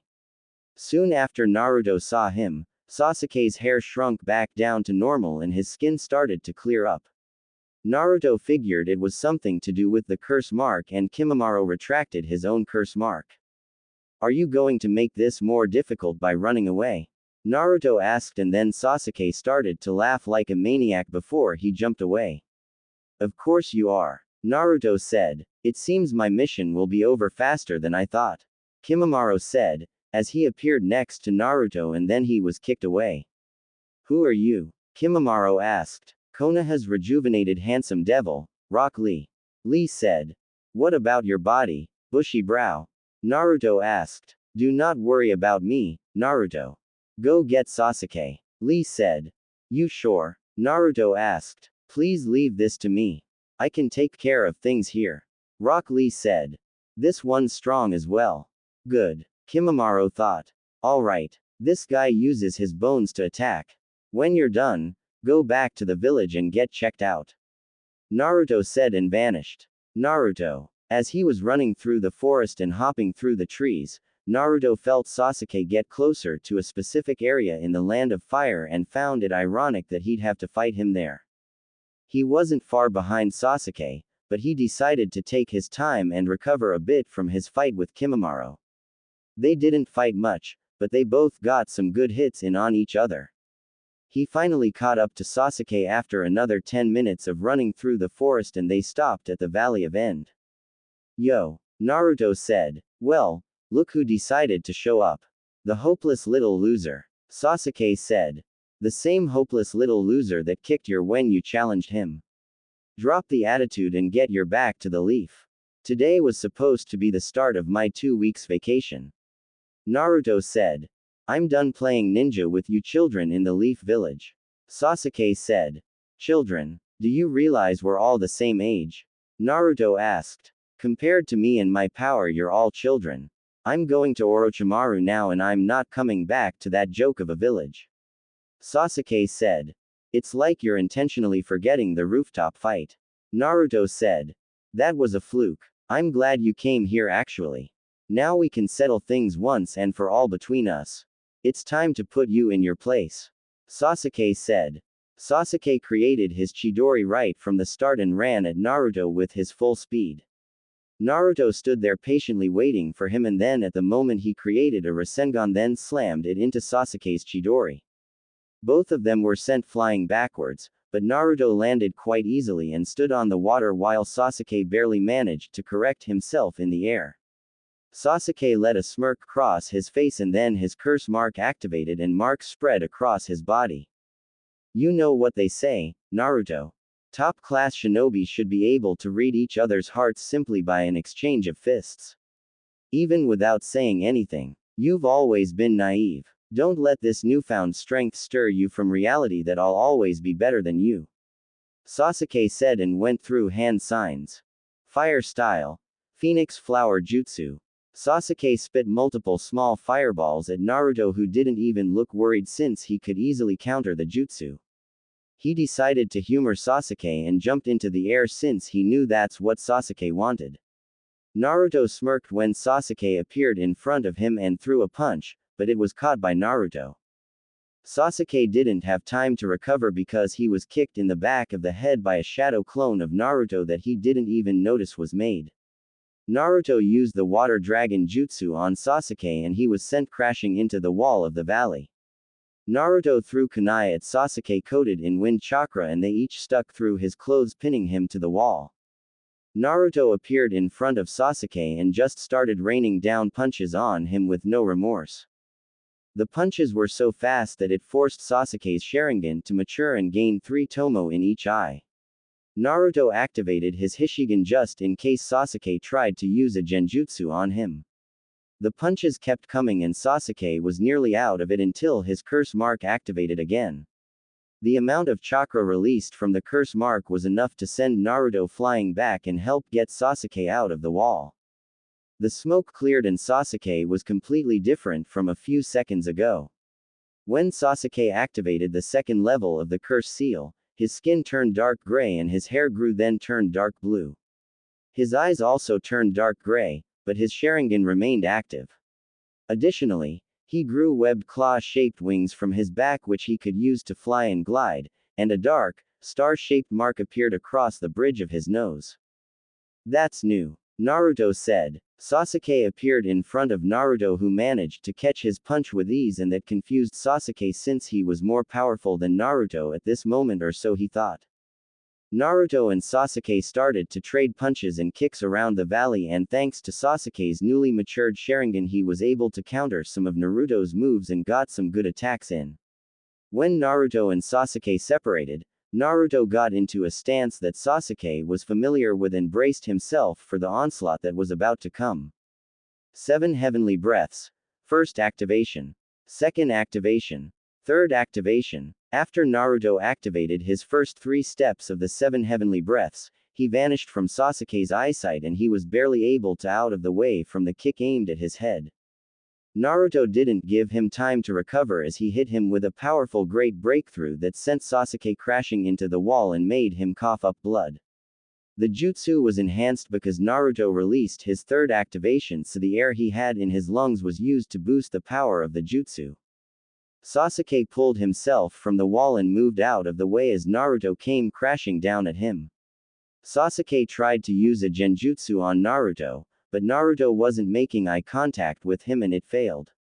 Sasuke used the fireball jutsu on Naruto, who countered it with a ripping torrent and created a giant steam cloud.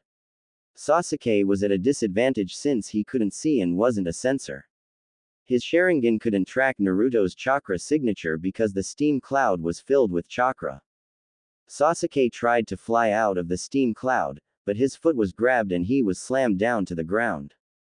He felt a fist hit him in the gut and then a heel to the gut which broke a couple of ribs. He tried his hardest to locate Naruto, but he was well hidden. Sasuke went to fly again, but when he landed on the ground, the wings in his back were severely damaged. Rising Moon Barrage. Naruto kicked Sasuke up into the air, but not high enough for him to leave the steam cloud. Naruto then used powerful kicks and punches on Sasuke to keep him dazed. The fury of strikes ended with a bone-crushing axe kick that knocked Sasuke back onto the ground. As Sasuke was laying on the ground dazed and in pain, Naruto jumped high into the air and prepared to finish off his attack. Naruto gathered wind chakra around his fist as he was falling towards Sasuke and hit him with a powerful whirlwind fist. The blow was powerful enough to create a giant crater and knock Sasuke out of his second stage of the curse mark as well as blow away the steam cloud. Naruto looked at Sasuke, who was unconscious, but still breathing, and released the 2 remaining activations he had. He fell down on both knees and was breathing heavily. He still needed to work on his Rising Moon Barrage since he only used it once and it wasn't while he was using the 7 Heavenly Breaths technique. He finally stood up and when he went to grab Sasuke, somebody kicked him away into the wall. Sorry, Naruto. Orochimaru needs Sasuke for something important, Kabuto said and grabbed Sasuke then vanished. Son of a bitch, Naruto said and pulled himself out of the wall. Naruto, a voice said, and when he looked up it was Kakashi. Yeah, Naruto asked. What happened? Where's Sasuke at? Kakashi asked. Had him beaten when I went to grab him. Kabuto showed up and kicked me into the wall before he grabbed Sasuke then left. Naruto said. We can track him. He couldn't have gotten that far. Kakashi said. Kabuto was able to avoid a squad of Jonin sent to grab him during the Chunin exam finals, and I heard he even escaped you at the hospital. He's long gone by now and we'd be heading into unknown territory. Let's just head back so I can give my report. Naruto said. Tsunade's office. So you failed, huh? Tsunade asked. Yeah, Naruto said. What happened? Tsunade asked. I fought Sasuke at the Valley of End, and when I was about to grab him to bring him back, Kabuto showed up. He kicked me into the wall, grabbed Sasuke and quickly left. Naruto said. Kakashi tells me you refused to go after them, why? Tsunade asked. Kabuto is slippery. That and I would have been heading into unknown territory blind. It was best that I came back to the village and reported to you. Naruto said. Alright, I'll give you your 2 weeks vacation you put in for. I haven't heard from Jiraiya yet, so you can just rest or train until your vacation is over. Tsunade said. Thanks. How's everyone else doing? Naruto asked. Choji had a heart attack from the food pills he took during the fight he had, but he's stable now. Kiba had a stab wound and Akamaru is being treated by the Inuzuka clan. Neji suffered a severe wound close to the heart and severe chakra exhaustion, but he's in recovery. Hinata suffered a dislocated shoulder, some torn ligaments and the same wound as Neji, but hers was through the stomach. She'll be fine though. Shikamaru has a broken finger, but he's more down about his teammates being injured on the mission. I gave him some time off to clear his head. Tsunade said. Alright. Well, I'll be around the forest. Naruto said and left. Forest. Naruto was walking around the forest as he said he was going to do and came across the area Shikamaru was fighting at. The trees were destroyed and he knew Shikamaru didn't do this. He looked at the way the trees were cut and noticed it was wind chakra. The only person that could do something on this wide of a scale is Tamari, and he figured she must have come to help him. He walked around some more until he came across a familiar redhead trapped underneath some trees. He walked over to her and checked for a pulse. She was still alive, so he decided to help her out. He created some shadow clones and they channeled wind chakra into the trees to cut them. Halfway through the process, Tayuya woke up and screamed. What the are you doing? Tayuya yelled. I'm saving your life. Naruto said and kept moving the trees. Why? Tayuya asked. Well, you're alive and I couldn't just leave you here. Naruto said. Idiot. How do you know I won't kill you once I'm free? Tayuya asked. The moment you try to move you won't get very far. Naruto said. What does that mean? Tayuya asked. Your legs are trapped underneath these trees. You can't feel it because the nerves are probably damaged. I'll take you to my village to get you healed. Naruto said. That shit. I'd rather die. You'll just turn me in and have me tortured before killing me. Tayuya said. No, I won't. I'm taking you to the Hokage. She's the best healer in the world. I'm pretty close to her, so I can get you healed and possibly a new home in the village. Naruto said. I don't believe you, Needle. Tayuya said. First off, my is way bigger than a needle, thank you very much. Secondly, the Hokage is my godmother. I have some pull in the village, although it's not much. Naruto said as he removed the final tree. Hell, my legs look like shit. Tayuya said and Naruto picked her up. Come on, I'll get you some food as well. Naruto said. What's the catch? Tayuya asked. No catch. All you have to do is tell us what you know about Orochimaru, the Sound Village, and in return, I can try to get you a new life in Konoha. Naruto said. What do you mean, new life? Tayuya asked. Simple. You can either become a regular civilian or after a probationary period, you can become a ninja. Naruto said. This sounds too good to be true. You're hiding something. Tayuya said. Only problem is the curse mark you have. Naruto said. Of course. This thing is stuck with me forever. Tayuya said. Not really. I should be able to get rid of it. Somebody in my village has one as well and I've been working on removing it. Naruto said. Does this new life come with more than one meal a day, a hot shower and my own room? Tayuya asked. Yeah. Do we have a deal? Naruto asked. Hell yeah we do. Tayuya said. Good. Naruto said. Why are you being so nice to me? Tayuya asked. Let's just say I have a thing for cute girls with red hair. Naruto said and Tayuya had to hide her blush. Watch your hands, you pervert. Tayuya said. I'm not even touching you inappropriately. Naruto said. Bullshit. I can feel your hands trying to touch my and grab my side. Tayuya said and Naruto just sighed. We could have been back in the village by now, but you won't shut the up with your complaining. Naruto said and put her down. Who the do you think you're talking to? Tayuya asked. I'm talking to an ungrateful cripple. I'm trying to help, you're sorry, and all you want to do is complain. Just shut the up until we get there and then you can talk. I swear if you say one more word I will leave you here to be eaten by forest animals. I may be nice, but do not piss me off. Naruto said. His eyes turned red from the 9 tails chakra flowing through his body. Tayuya was honestly scared and shocked at the moment since nobody has ever spoken to her like that and she didn't know what that red chakra was. She nodded and Naruto put her on his back as he started hopping through the trees. Along the way he could hear Tayuya whimpering in pain and he decided to quickly go back to Tsunade's office by using a quick number of Shunshin. Tsunade's office. Granny Tsunade, I need your help. Naruto said as he just walked into the office. I'm in the middle of a meeting.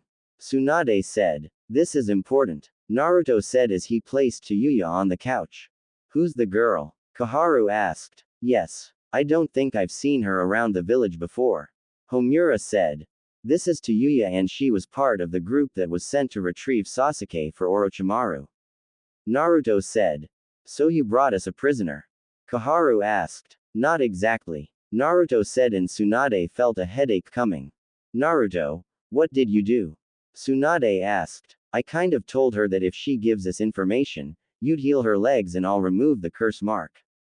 Also I might have said you'll let her start a new life as a ninja or civilian for Konoha. Naruto said and Tsunade just punched him through the roof. Holy shit. Look at how big your tits are. How'd you get them like that? Tayuya asked. Quite the mouth she has on her. Homura said. Yes. Shall we continue this meeting another time, Lady Tsunade? Koharu asked. Actually, the meeting was about Orochimaru. I think Naruto gave us something good. Tsunade said. When will Face come down from that? Tayuya asked. Huh, he should have been down by now. Tsunade said and then Naruto walked through the door with bags filled with ramen. Where the did you go? Tayuya asked. To find you some manners. Naruto said. I have manners. Tayuya said. Whatever. So, did she talk yet? Naruto asked. We were about to start actually. Tsunade said and Naruto nodded as he gave Tayuya a bowl of ramen. So, Tayuya, what can you tell us about Orochimaru? Homura asked. That he's a pedophile. Tayuya said and Naruto snickered. What makes you say that? Koharu asked. He's always going after little boys for their bodies. I mean that's a giant red flag right there. Tayuya said. What does he want their bodies for? Tsunade asked. His immortality jutsu. Tayuya said and slurped up some noodles. His immortality jutsu? Tsunade asked. Yeah, it's some kind of jutsu where he switches bodies once every 3 years. It's not really an immortality jutsu since if he doesn't have a body after 3 years then he'll die. The shit is weird. Tayuya said. What can you tell us about the Sound Village? Tsunade asked. The Sound Village is not really a village, but a network of laboratories composed of various hideouts and bases scattered throughout the land of Sound and various other countries. The was so damn paranoid about being found that it's almost impossible to track him. We never stayed at the same base for long, so it made us constantly go on the move. Tayuya said. Where are some bases? Tsunade asked. Kusa, the southern hideout which is somewhere off the coast of the Land of Waves, the northern and eastern hideouts which I've never been to so I can't tell you where they are. Kabuto has his own little island to jerk off some other people he wants to experiment on and then there's a hideout on the Demon Island of the Land of Sea. There could be more, but I don't know where they are. What is this shit that I'm eating? It's delicious. Tayuya said. Do you know anything else about his experiments? Koharu asked. You know I'm doing an awful lot of talking, but my legs aren't getting healed. I'm not saying shit else until my legs get fixed. Tayuya said. What do you two think? Should I heal her legs now or just give her to Anko and Ibiki? Tsunade asked. She's given us quite the information and it's much more than we expected. Homura said. Yes, I believe she has earned the right to have her legs healed. Koharu said and Tsunade nodded. Now, tell us more. Tsunade said and started to mend the bones in Tayuya's legs while removing the wood chunks. He has a ton of shit that he did. Stealing kids from the orphanage, kidnapping shinobi, killing the cage and he was talking one time about giving somebody an arm made completely from Hashirama Senju's DNA.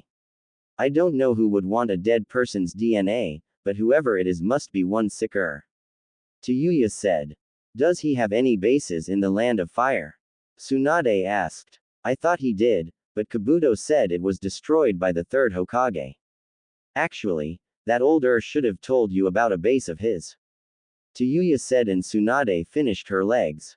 Well, he didn't. Now, your legs are healed, but you need to stay off of them for 2 weeks and soak in hot water for about 45 minutes every day to help with the pain you'll feel from the blood vessels opening back up. Tsunade said. So I can stay? Tayuya asked. Yes. I'm guessing you want to become a shinobi, so I'll have to place you on a 3-month probation, and when your caretaker is not here I'll have an Anbu watch over you. Tsunade said. Caretaker? You've got to be kidding me. Tayuya said.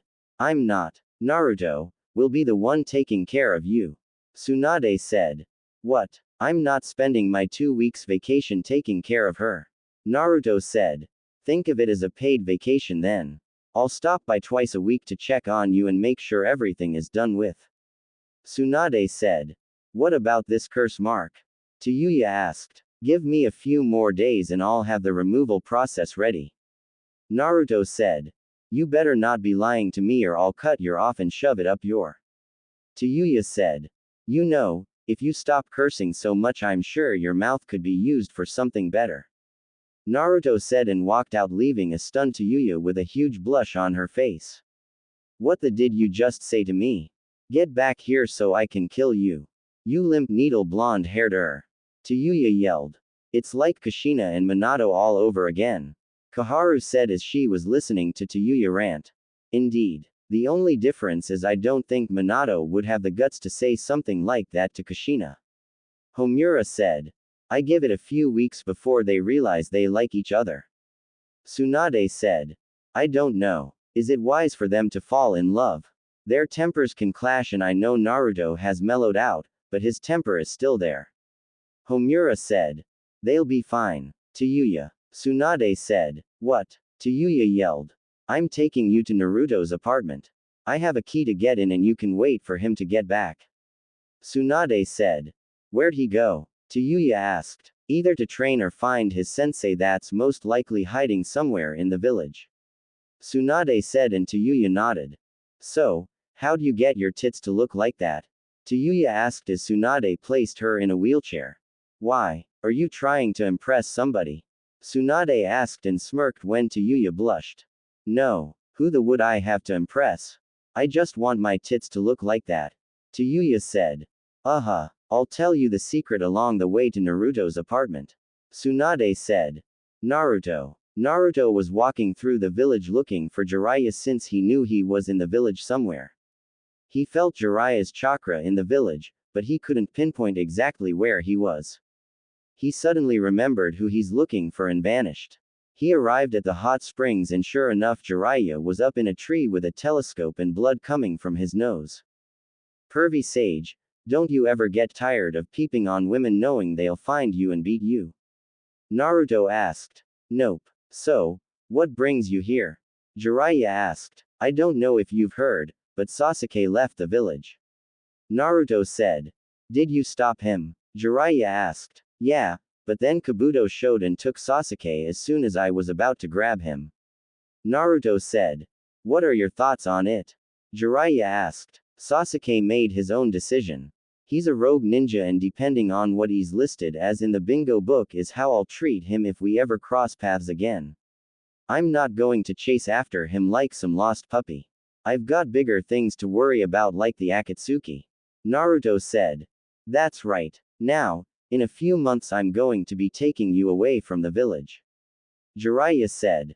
For what? Naruto asked. A training trip. We'll be gone for 2.5 years where I'll teach you everything I know. I'll train you to the point where you'd come back nearly as strong as me. Before we leave though, I'm going to train you in using the Nine Tails chakra now.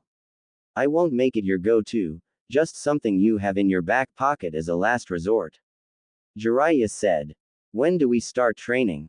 Naruto asked. I understand you're on vacation now and I don't have anything to do, so I'll train you over the next 2 weeks on the Nine Tails chakra.